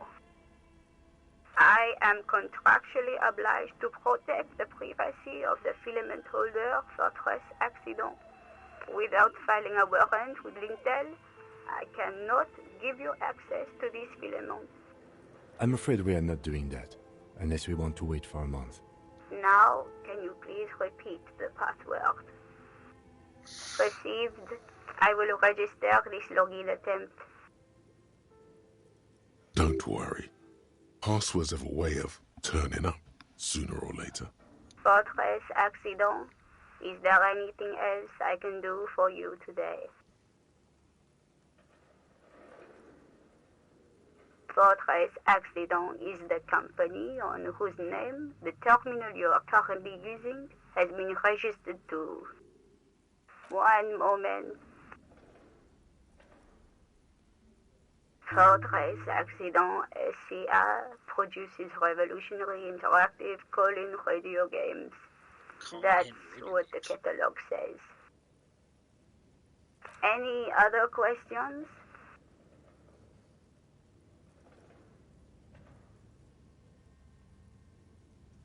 Yes, I am alive. I am 74 years old and my name is Yvonne. She repeats passwords. Programming people are all paranoid.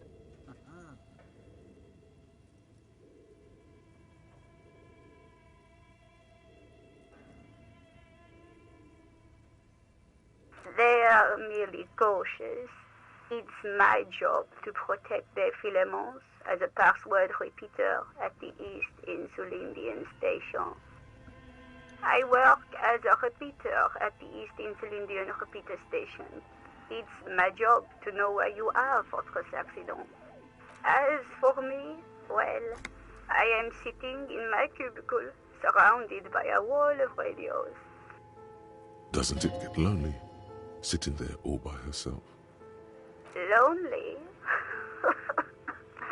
Why would it get lonely? I get to talk to people all day. That's why she does this. Now, please tell me if there's anything else I can do, Fortress Accident. Good. Please receive... Don't worry. Fortress Accident. Thank you. Tiles on the cube are still smoldering, casting the framework in a soft glow. Fluorescent play and print keys shine on the keyboard.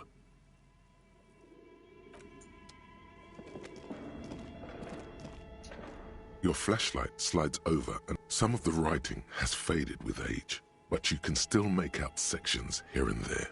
Photos, the handwriting is only partly legible. These lithe, translucent, who are all one of the Welkins, towering among the rest, appears to be. Your eyes glide over 4 sections. The photo collage, entire you see primitive oil rigs built, albeit dark and cold. A pinned postcard reads, "The heat death." This is a monthly calendar from the year. Everyone is constantly. Minimi stands for a As time goes on... Looks like they didn't make it. A note in the bottom left corner of the chalkboard says, see the prod schedule for... There's a hint I missed or something, but... Oh, I got a level up. Okay, shoot. We gotta figure out this out. I already used that item, so I'm gonna wait before I can do anything. Shoot, okay, I can actually improve something now. What to actually improve? Let's see. Coordination, endurance, volition, logic. Kind of feel like I should leave Psyche alone for now. I mean, yes, it's good to boost them up really high at some point. They're my best stat, but maybe just kind of leave them. Let's see. Oh, because I took a hit. That's why I'm pushing Thanos, right? Suggestion.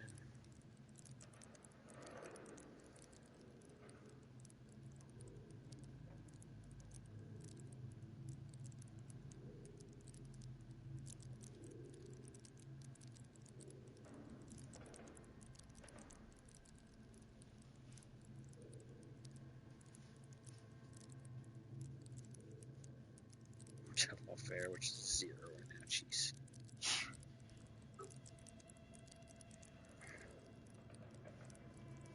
Let's see, pressure to the crack. So nails you put a strong front, keep the motion side. That's it. Well, we should be able to do it. You're not going to discuss search.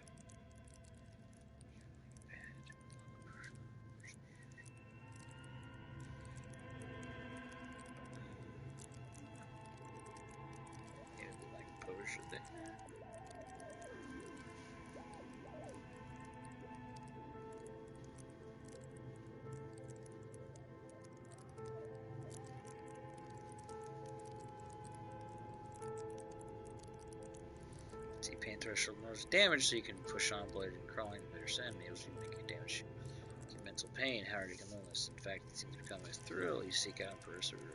High levels pain threshold turns on soundly ways, fall on self-destructive air with the low pain threshold, you will suffer 2 levels. Stage will make you whine and complain.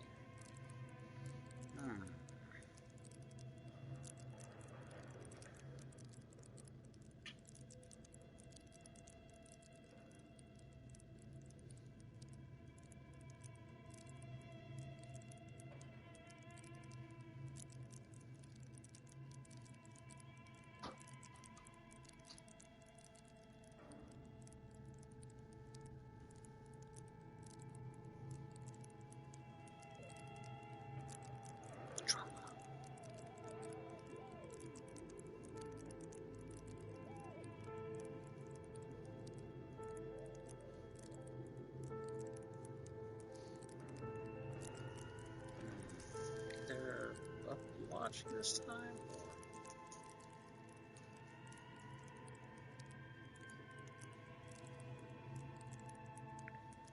Party wants to do pain threshold. Well, right now it feels like logic comes up more, but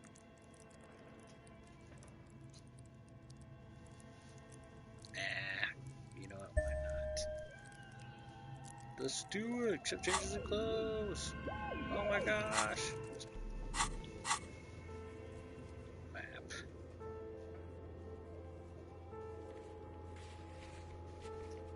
Oh, I can actually increase them. Didn't even really think about that. And warded door. Okay. Let's just go back. This old fireplace is covered in lines drawn in blue and red marker. The mesh spreading over the stone like blood vessels on alabaster skin. It looks ghostly and strangely ancient. A diagram for summoning some time-forgotten being. The symbols seem very esoteric. Radio frequencies, it seems. UKV 123.6, UKV 123.7, UKV 123.9. Some written notes, too. Sparse and cryptic. Unclear. It looks like a very advanced. The anatomy of the curse.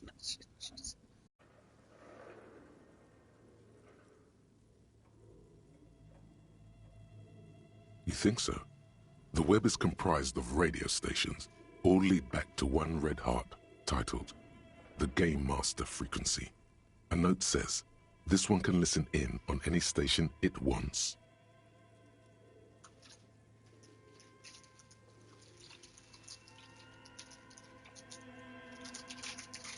Whoever decides to call in to a call-in station, it looks like all of this is gone, left unrealized.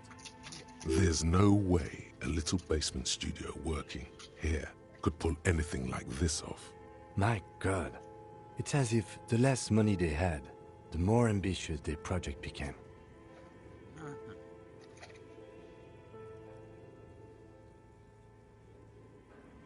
The schedule. I know doom when I see it. The company was running out of funding. Nothing. It's just lines on marble. An echo from times long gone. No one has used the fireplace in ages. This old fireplace is covered in lines drawn in blue and red marker. The mesh spreading a diagram for summoning some radio frequencies. Unclear. It looks like a cardiovascular system. You think so? The web is comprised of radio. Someone very important. The leader of a massive on-air game built by these people. Whoever decides to... All of this is gone. There's no way... My God. The schedule. Nothing. It's just lines on marble.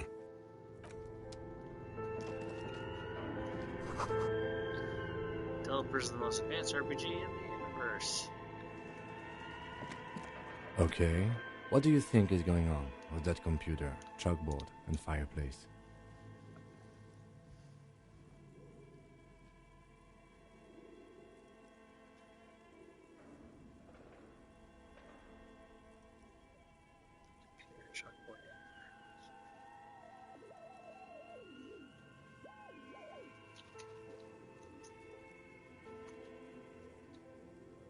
Yes, that is the question.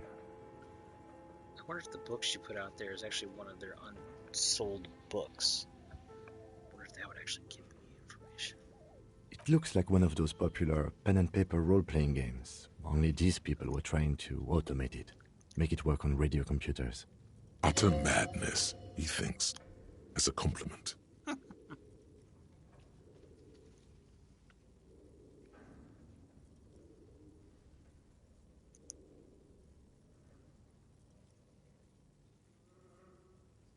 Through call-in stations, none of the players have to be physically present. Anyone in the world can participate in the game, as long as they have a two-way radio. Then there's the Game Master Frequency that listens in on the smaller call-in stations. I think that was supposed to coordinate the stories, functioning as a master of ceremonies of sorts. Not to my knowledge. They make automated games in Graz, Messina, Königstein. You know, places with industry. But I don't think anyone has attempted to create an inter-isolary game before. We just don't have the technology. Indeed, those Welkins are a dead giveaway. Role-playing people love that stuff. The world looks like a modified version of the We World board game, with hit death thrown in. No idea. They stopped filling out the schedule on the chalkboard. Indeed, it's ambitious and untethered from reality, but...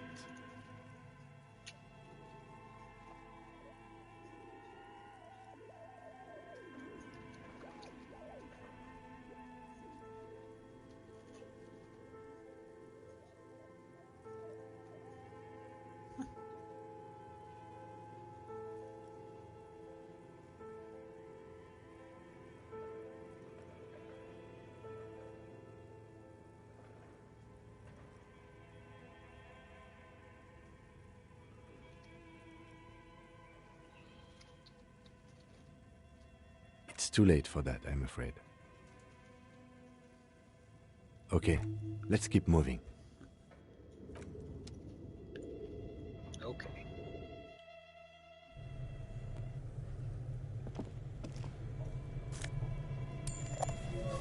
Magnesium and money!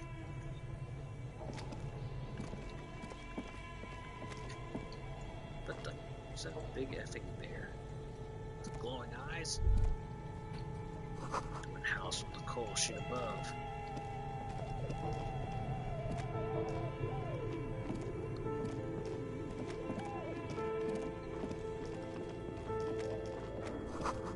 Wall collapse accessible now.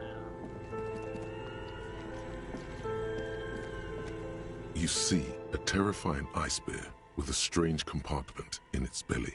The door is covered in frost, and the bear's eyes are glowing red. The lieutenant doesn't answer. His eyes are glued to the animal.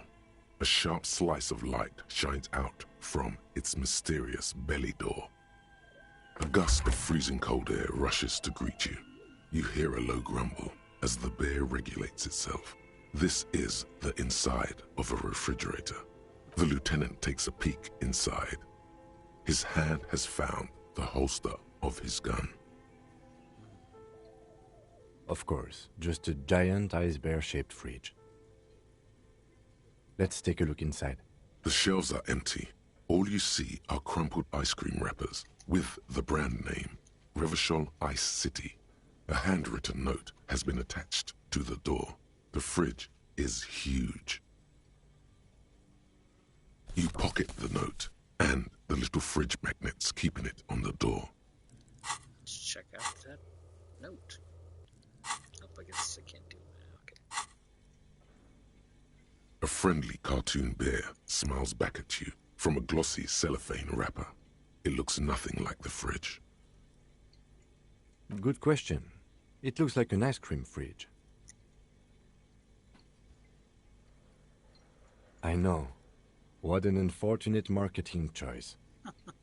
What is even worse, the bear is still costing them money to this day. The fridge buzzes with energy. The electricity bill on this thing must be catastrophic. Yeah, we can look at this now.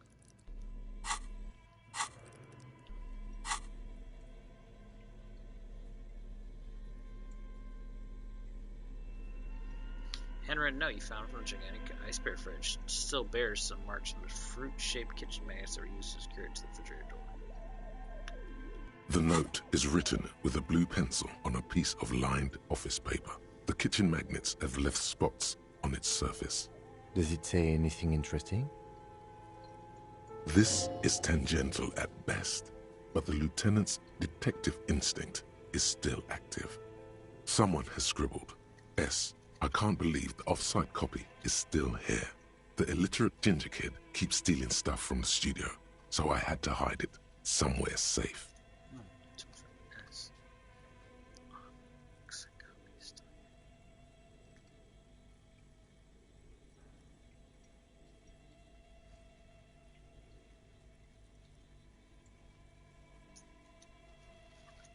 You'll find the filament memory with the off-site copy in the frozen ice cream maker.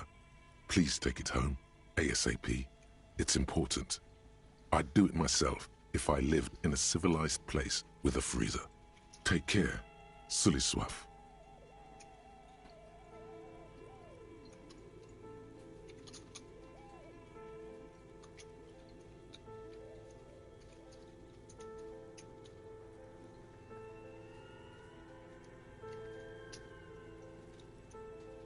Looks like someone from that radio game company upstairs. I'm a little surprised they just left their property lying here.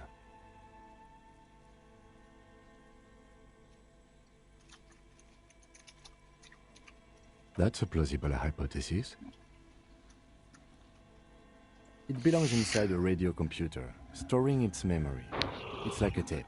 You listen to disco tapes, right? It's like one of your disco tapes, only for a computer. Really? You don't have a single guess? Oh, I'm sure that child would love to get his hands on the filament memory. Even if he doesn't know what to do with it, he'd probably try to pawn it for speed, based on our encounter. I don't know. I assume it's somewhere close to the ice bear fridge.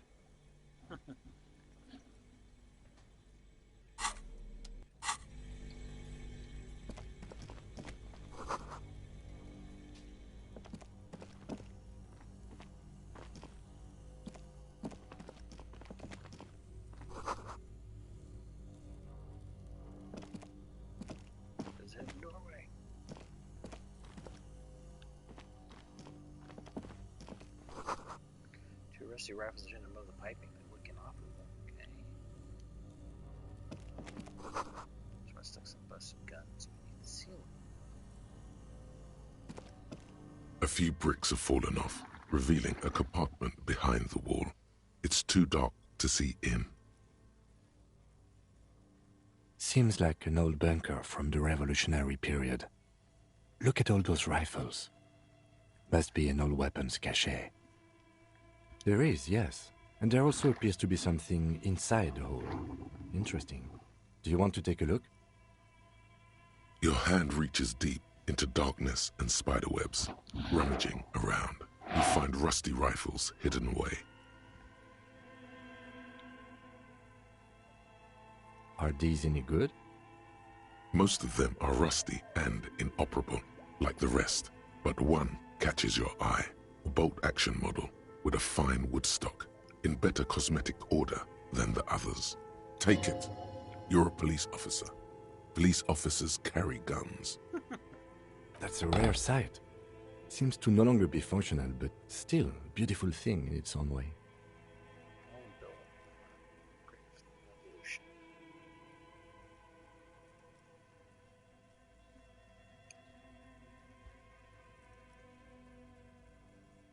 It means there are firearms, albeit inoperable, still lying around in Martinez. It's an interesting coincidence, I would say. Might come in useful in the future. He likes this find. I forgot. Didn't I find where the pawn shop was? I should have tried going over there, see if I can get my gun back. Maybe I can trade it for something better. That's awesome. Shot.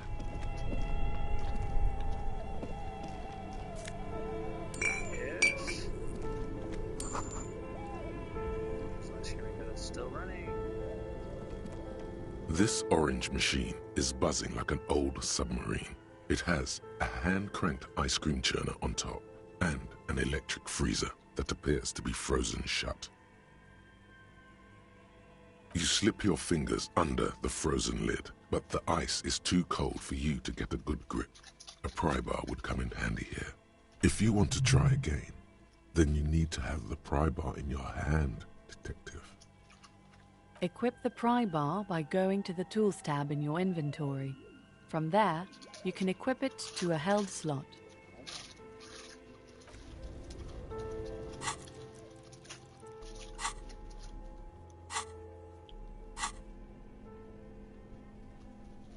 Gun.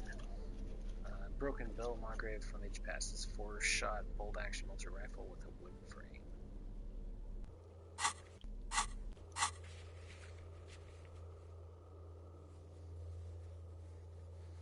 Sorry cop, boring cop, communist, fascist, ultra-moralist. Good cop / bad cop 7. Honor. People killed 3. Salt cases 216. Years in service 18 years.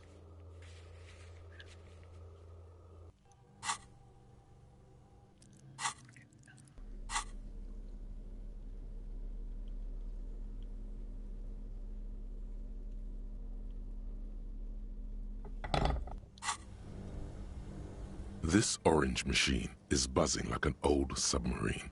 It has a hand-cranked ice cream churner on top and an electric freezer that appears to be frozen shut. I'm afraid if I turn the ice cream crank, it's gonna break something.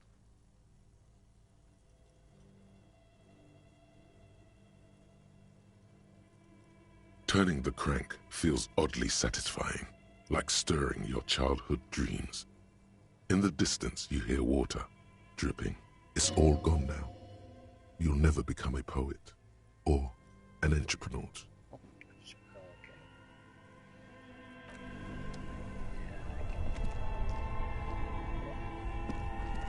Two cables are plugged into the breaker box.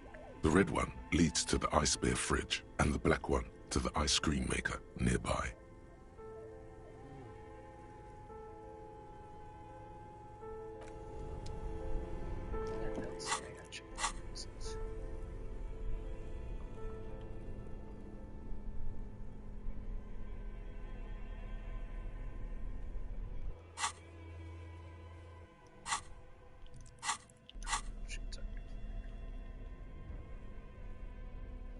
The note is written with a blue pencil. Someone has scribbled, S. I can't believe the off-site copy is... You'll find the filament memory with the off-site copy in the frozen ice cream maker.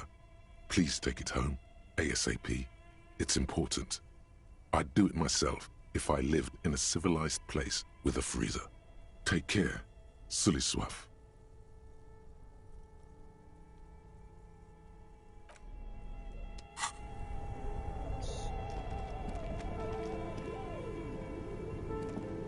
This orange machine is buzzing like an old submarine.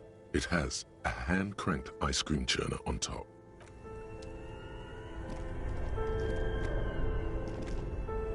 Two cables are plugged into the breaker box. The red one leads to the ice bear fridge, and the black one to the ice cream maker nearby. An electric sizzle. The room is slightly quieter now.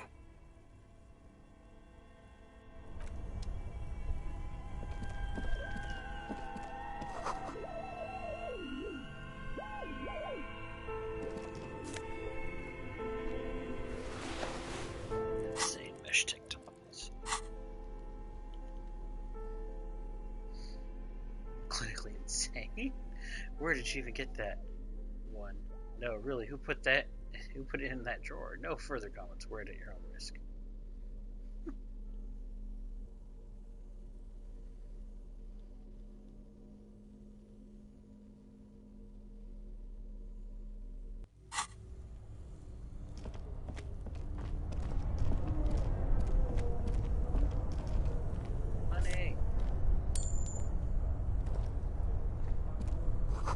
Solar window, people's feet shuffling by on the street.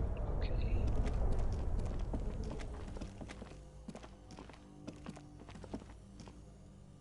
Let me go. This is off. Does this mean anything? The bear's eyes are dead and empty. Ice inside the fridge slowly melting. The power has been cut off.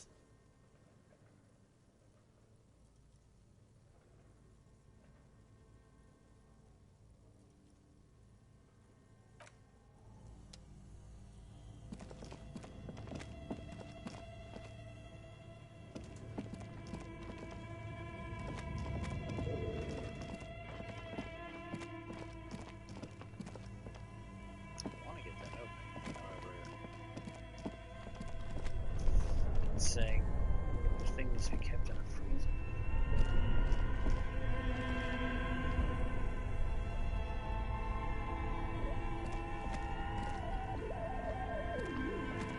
This orange machine is buzzing like an old submarine. It has a hand-cranked ice cream churner on top and an electric freezer that appears to be frozen shut.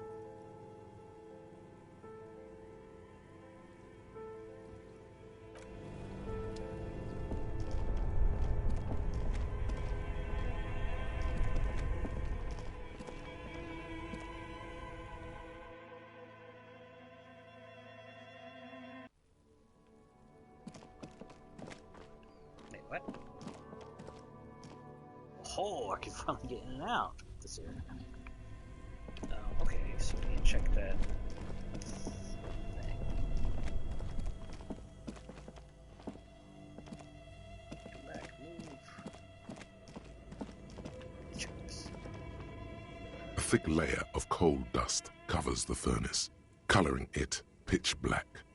Looks like this furnace has a face. And it's a face of agony.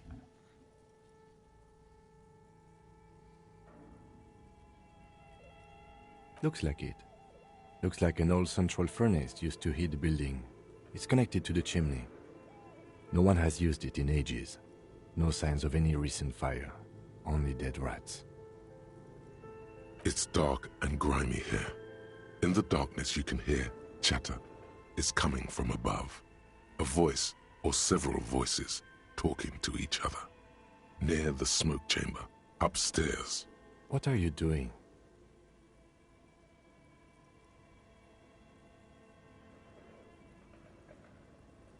Wait, really? You should investigate, see if someone's upstairs.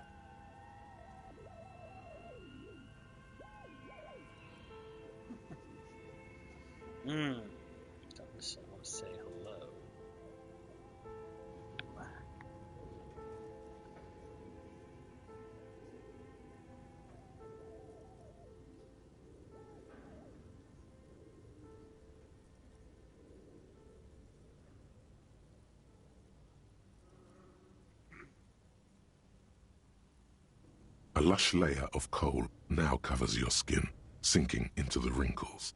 Your hands look ancient. You feel the spirit of Ramut Karzai, ancient hero of Grad, pulsing through you.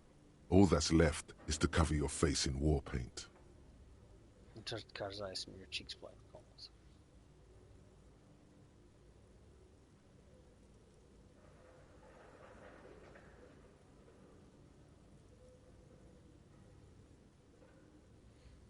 Karzai.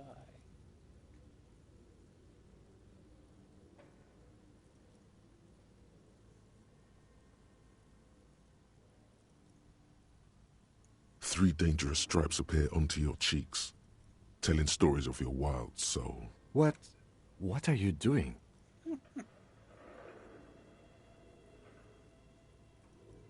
Yes, it was. Jeez.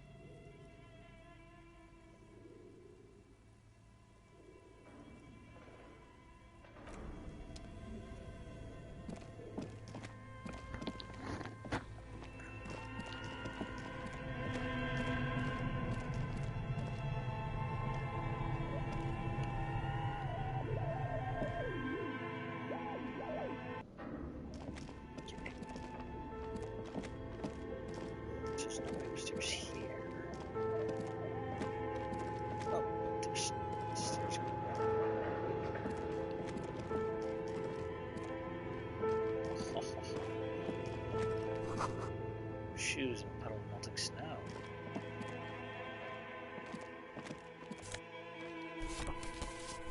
Postcard.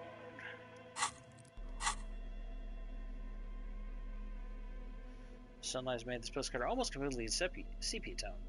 Midtown traffic passed, it's overhead the ghost of skyscraper disappeared into a beige midday mist. Vapors rising from Delta on which the district was built. Postcard is prepaid. I can sell it, but maybe I don't want to sell it.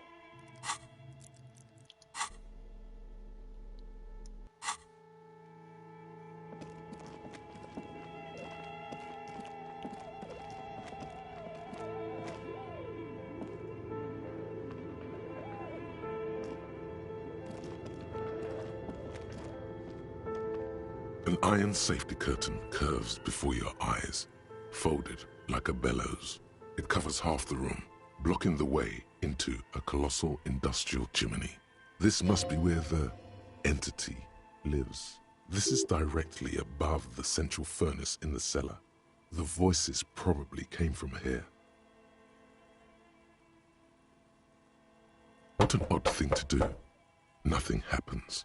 Still nothing. No one's home. Those curtains prove to be surprisingly sturdy. Your fist hurts now. No, I hurt myself. There must be another way to wake up whoever is in there. Maybe we can try yelling into the furnace downstairs. Okay, I didn't know I was supposed to wake that up. If not, I would have done that when I was down there in the first place.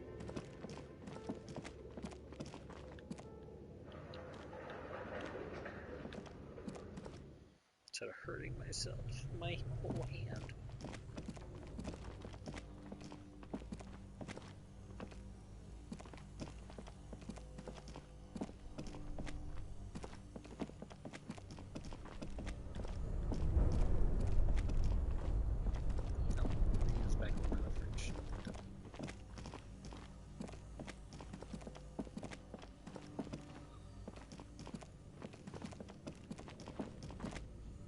A thick layer of coal dust covers the furnace, coloring it pitch black. You're right. The rooms do look like they're connected. But malignant entities don't exist. At least not the supernatural kind. Something breaks loose in you. A mighty bellow echoes throughout the chimney's depths. The chatter of tiny voices above suddenly cease.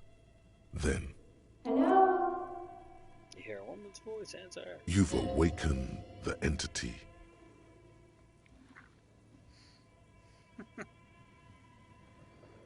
Hello? Did you say anything? I can't hear you. Please come upstairs. There's a safety curtain on the second floor. I'll open it. You hear a low rumble upstairs. The sound of a curtain being pulled aside. After you, officer.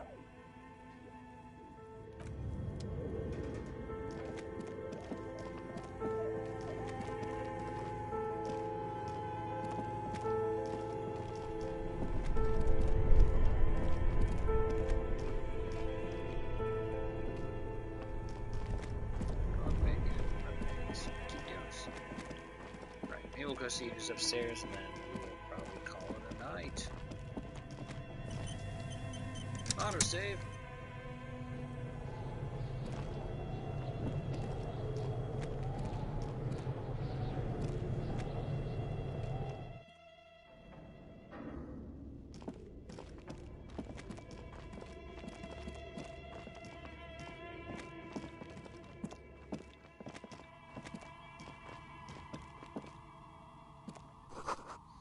Tray full of dice, colorful polyhedral dice, hundreds of them.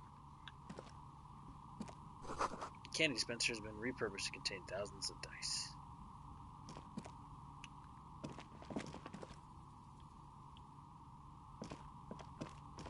Hello, I'm Nia. Bird-like woman sits on a throne of tools with emerald light shining through her hair. Did you try knocking on my window? I must have missed you. I've been listening to my Milius. So what kind of die are you looking for? Could this be the malicious entity?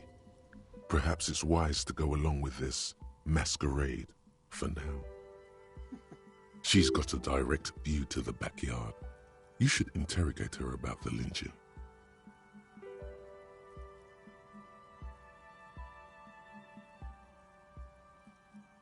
Yes, Amelia is like a call-in station. You need a two-way radio to access one. That's why I have these. Mostly, they just teach you to swear in different languages. But some of the stations can be quite interesting. I was so absorbed, I must have missed you knocking. Then how did you get inside? By the south entrance? You know what? It doesn't even matter. What matters is that you're finally here. Let's talk dice. Did you have something specific in mind? I'm a novelty dice maker. Tell me the name of your role-playing system and I'll make the die you need. That's why you're here, yes? Role-playing games? You know the one made by Fortress Accident. Does that count?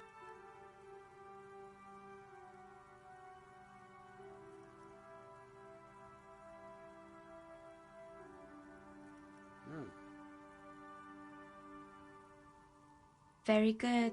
My rate is 10 real per set, unless you want something really unusual. Take a look around and see if there's any particular stone you want to use.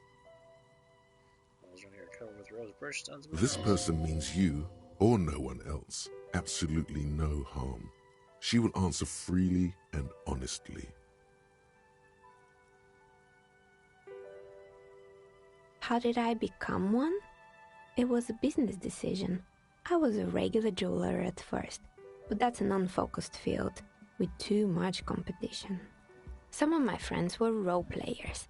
They asked me to make some polyhedral dice out of cobalt. That was my first order. I grew it from there. Not especially. I like working with rare materials and a steady pay. And role players as customers? They're nice people. She's thankful for the security they provide her.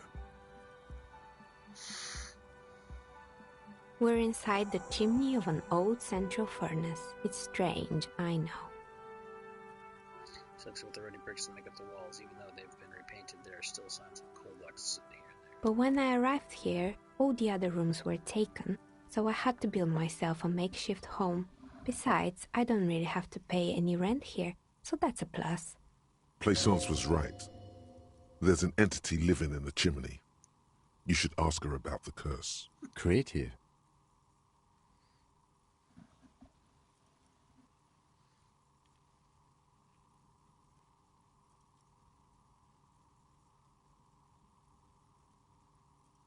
More or less. Are you interested in anyone specific?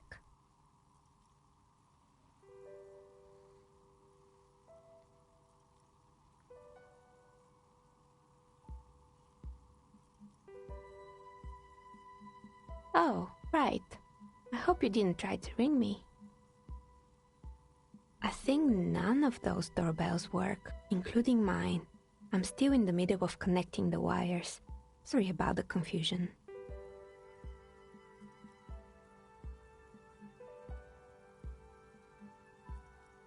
The one with an empty name card. It's the last one in the list. As I said, it's quite useless right now. It doesn't work yet. You could say so. Both houses were built at the same time and under the East Delta Commerce Center project. That explains why you can call the whirling from the intercom, albeit I doubt that anyone responds. If the whirling is part of the same building, then it's part of the Dune commercial area. The darkness of this place is there, too. Right, it used to be a gaming arcade. This is an ancient failure, before my time. I'm not surprised, however. My advice? Don't base your business on a fad. Hypnotism, floriography, trick-track, especially pinball. Agreed. Pinball is the worst. His disdain for pinball could not be clearer. Sure, I'm listening.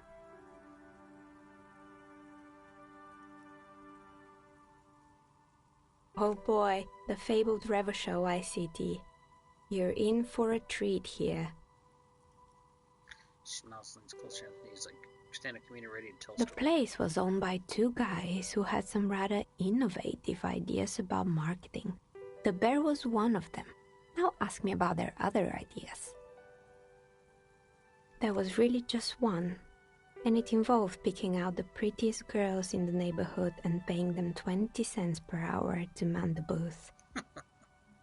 And by man the booth, I mean slump behind the counter with a face that could maim you if you ever dared to disturb their bored magazine browsing.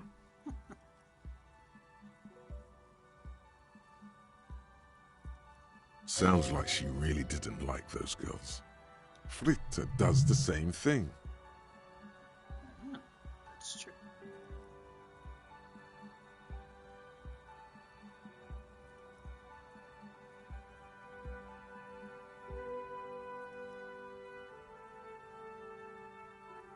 Employing silky teenage girls is a widespread practice, yes. Unfortunately, they always come in packs. I'm talking about acne-ridden girlfriends and gorilla-like boyfriends loitering near the shop. At least that's what happened with Revachol ICT. And they already had the bear. The bear. Of course not. The bear was terrifying.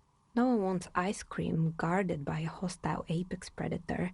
To make matters worse, the fridge didn't work too well either, and half the ice cream came out malformed and partially melted. Eventually, Revachol ICT lost the price war to its rival, Glacé 5000. Glacé 5000 sold caramel sundaes for only 5 cents a piece, out of regular fridges.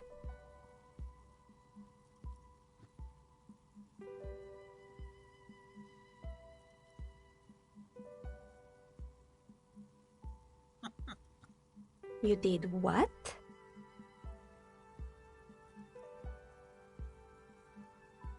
It's you killed me. Come on.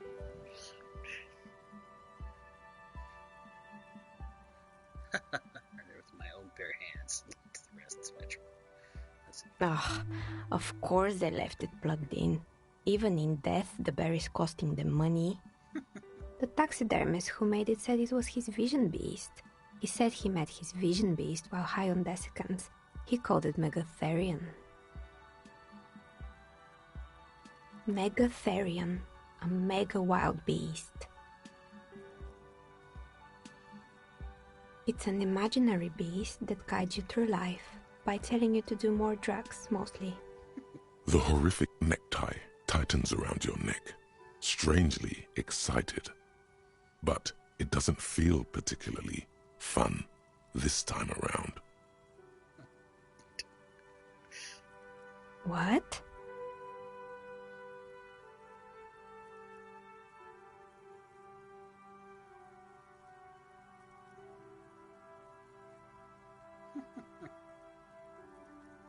No, officer. I don't have a vision beast. Normal people don't have vision beasts.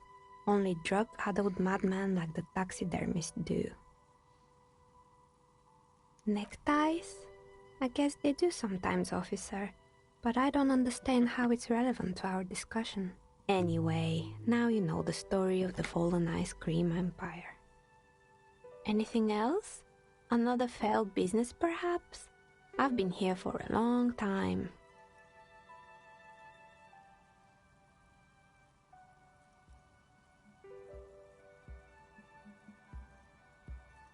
It wasn't merely a gym, it was Artemitep's boxing club, a community project created to steer at-risk youth away from drugs and crime.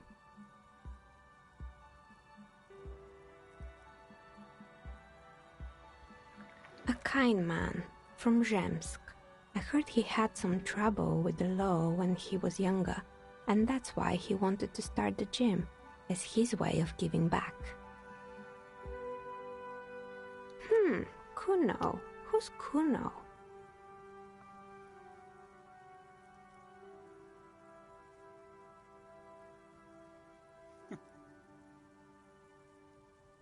Oh, you mean the kid with the sailor's mouth? Yes, I've heard him yelling profanities in the backyard. I think it would take more than a gym to help that kid.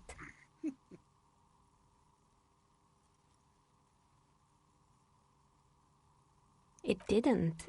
If anything, it made the youth situation in Martinez even worse. At some point, someone started a rumor that the punching bag downstairs was full of amphetamines. Eventually, the coalition took away the funding and the club went bankrupt. This was a few years ago. It's gotten much more peaceful around the plaza ever since. Oh, this one's a mess. There used to be a company that promised to repair windows 24 hours a day. What could go wrong with this one, right? Turns out, the business was actually set up as a front for an illicit group that was producing snuff milius. Who would have guessed? What's the snuff milieu? And they never cleaned up the debris either. Now it's just littering the hallway and I have no idea how to get rid of it on my own. It's a sub-Rosa radio station that broadcasts real murders with real victims. Some people pay good money to get off on it. Don't worry, the ICP has a separate division that deals exclusively with unlicensed sub-Roses. This isn't our problem. Good luck with that. It's not easy catching those perpetrators. You mean Mr. Fabron, the taxidermist? No, he mostly just did drugs. Anything else? Yes, I think it was called Androgynous Orlando or something similar. They weren't a big hit around here. Turns out that working class men don't like genderless haircuts. They're scared of that word.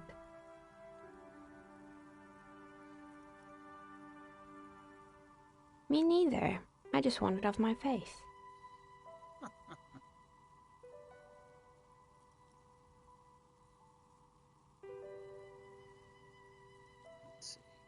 There used to be a fashion atelier here, but I have forgotten the head designer's name. They were doing well for a couple of years, until the insect rights activists came.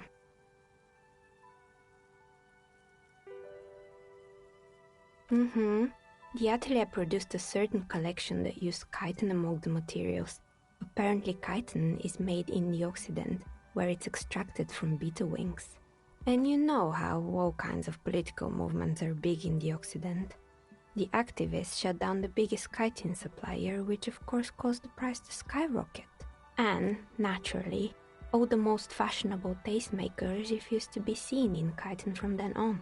The atelier went bankrupt before they could finish the collection.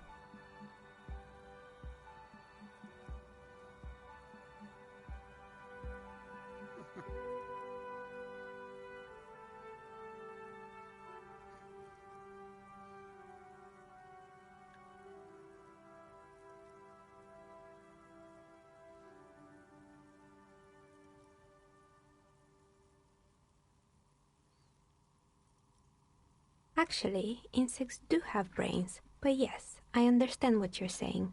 I think the protesters took it a little too far. As she shifts around, you notice several dead flies on the windowsill in front of her. Legs up. They're not moving. Anything else? They were made by a company called Slipstream. After they pivoted from making rotor blades to skis, their chief executive took off on a vacation with all their money. Jeez. Honestly, I think it's quite funny. I think he's still sending out holiday transmissions from Tulula or Tiumotiri or Hashtkor or wherever he is. The usual, I imagine. That he's been thinking up all kinds of new business plans and can't wait to get started on them just as soon as he returns. Men like that are a curse. Sure, but Slipstream is history now. All their remaining assets got seized by the bailiffs in 47. I have no idea why those skis and blades are still lying around in the house. Not much use now, I guess. Fortress Accident, the radio game studio. She liked them. They were an interesting bunch. We talked about role-playing systems every now and then. Once, I even saw two of them get into fisticuffs over Wirral. They certainly took their work very seriously, even if they seemed to be chronically liberal with their schedules. The usual, they ran out of money and couldn't get the project done on time. Well, I did hear them talking at times. She can still hear them chit-chat behind their curtains on cigarette break. They seemed to believe they were historical individuals on some grand quest.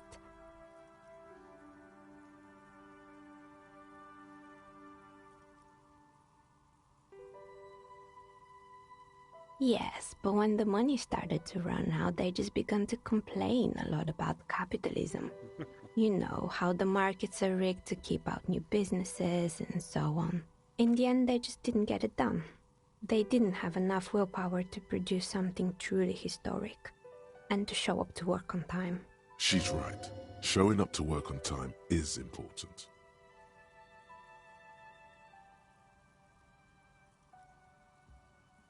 Still, not everyone is going to make it. That's the nature of the game. Just toss a paradise table, one of them substantive legends and taught us. The result is 1 on a 20-sided die. The dice is black and filled with little silvery flakes, like snowfall. Anything else?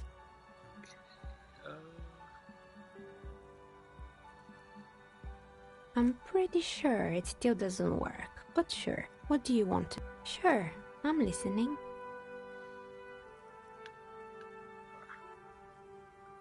Good. I hope it clarified things a bit. What else?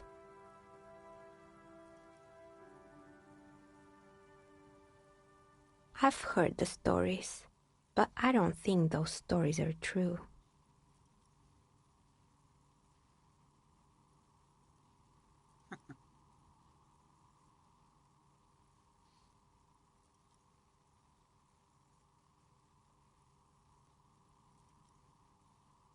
It's just capitalism.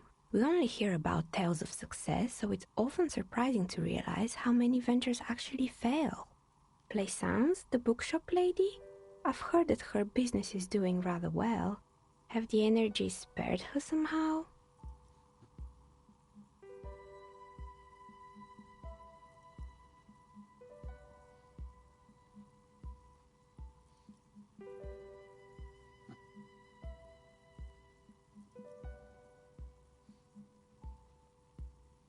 All right. But it's not just the bookstore that's still up and running. What about the whirling in racks? Some people say it's part of the building complex.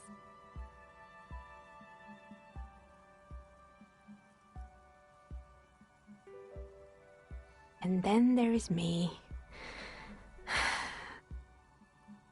All kinds of tools lie there scattered, from knives to gardening files to work. I've been here for 14 years, selling novelty dice to role-playing enthusiasts. Not exactly a million-real business idea, yet somehow I've survived despite the talk of malicious energies. Strange, isn't it?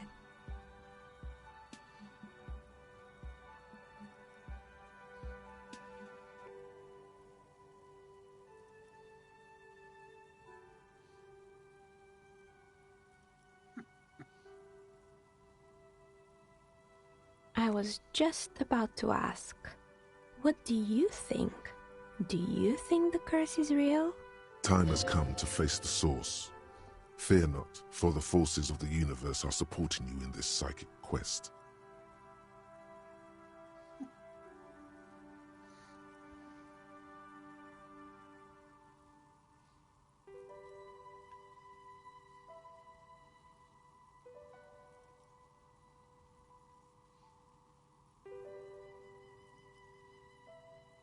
Exactly. Truth is always so disappointingly mundane and boring. But I'm glad we got this sorted out. Anything else I can help you with today? Plaisance is not going to like what you have to tell her.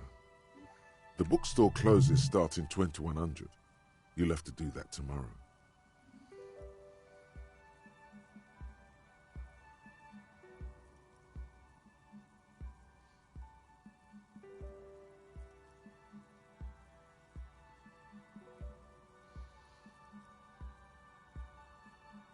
Nothing really. I didn't know him. The lieutenant looks at his notebook, then the woman under the large window. Your window looks directly onto the courtyard. You're saying you didn't see or hear anything unusual last Sunday evening? I'm sorry, detective, but as you know, I usually have my headphones on when I'm working. It shuts out most of the daily ruckus behind my window. Well, there's always something going on in the Whirling's backyard. During daytime, there are usually those kids, and lately I've been seeing a lot of drunk workers hanging about. Must be because of the strike. She's not sorry to disappoint you. Informing on someone in a murder investigation would intrude upon her focused existence.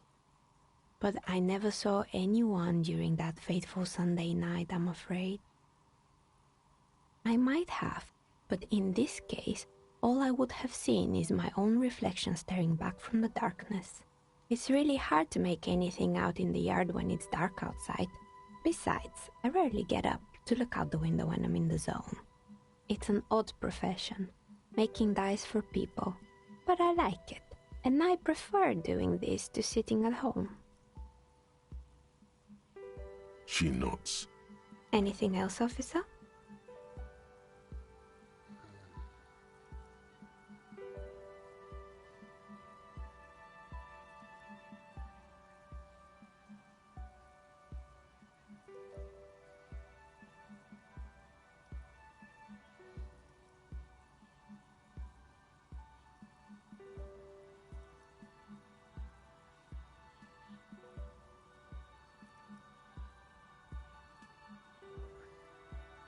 Of course. Tell me what you have in mind.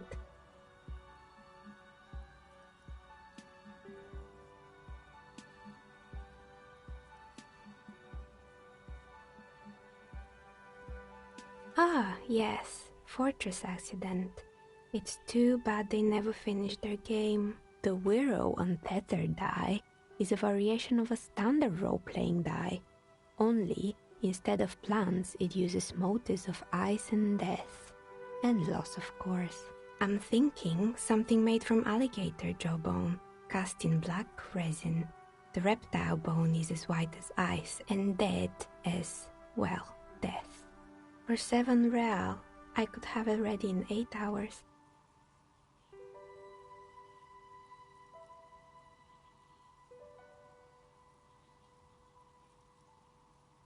It's an icositetrahedron, a 24-sided die that can produce results for 2-sided, 3-sided, 4-sided, 6-sided, and 12-sided die with a single roll. Technically, you can also use it for many other sizes, but you may need to reroll results. Untreated bone is porous and prone to chipping. Cast it in something hard like resin though, and voila, it's perfect. Maybe you have some other ideas for dice?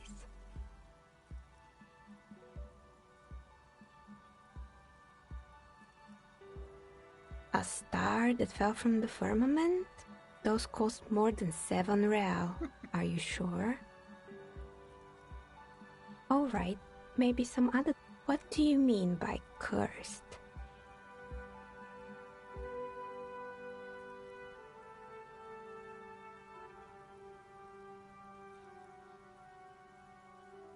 Alright, how about I surprise you? Come back in 8 hours with 7 real, and I'll give you your cursed die. Maybe you have some other ideas for dice?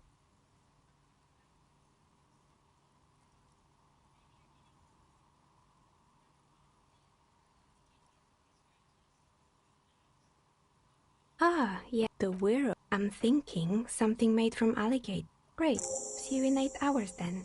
Was there anything else? Alright, I'm gonna try this another time.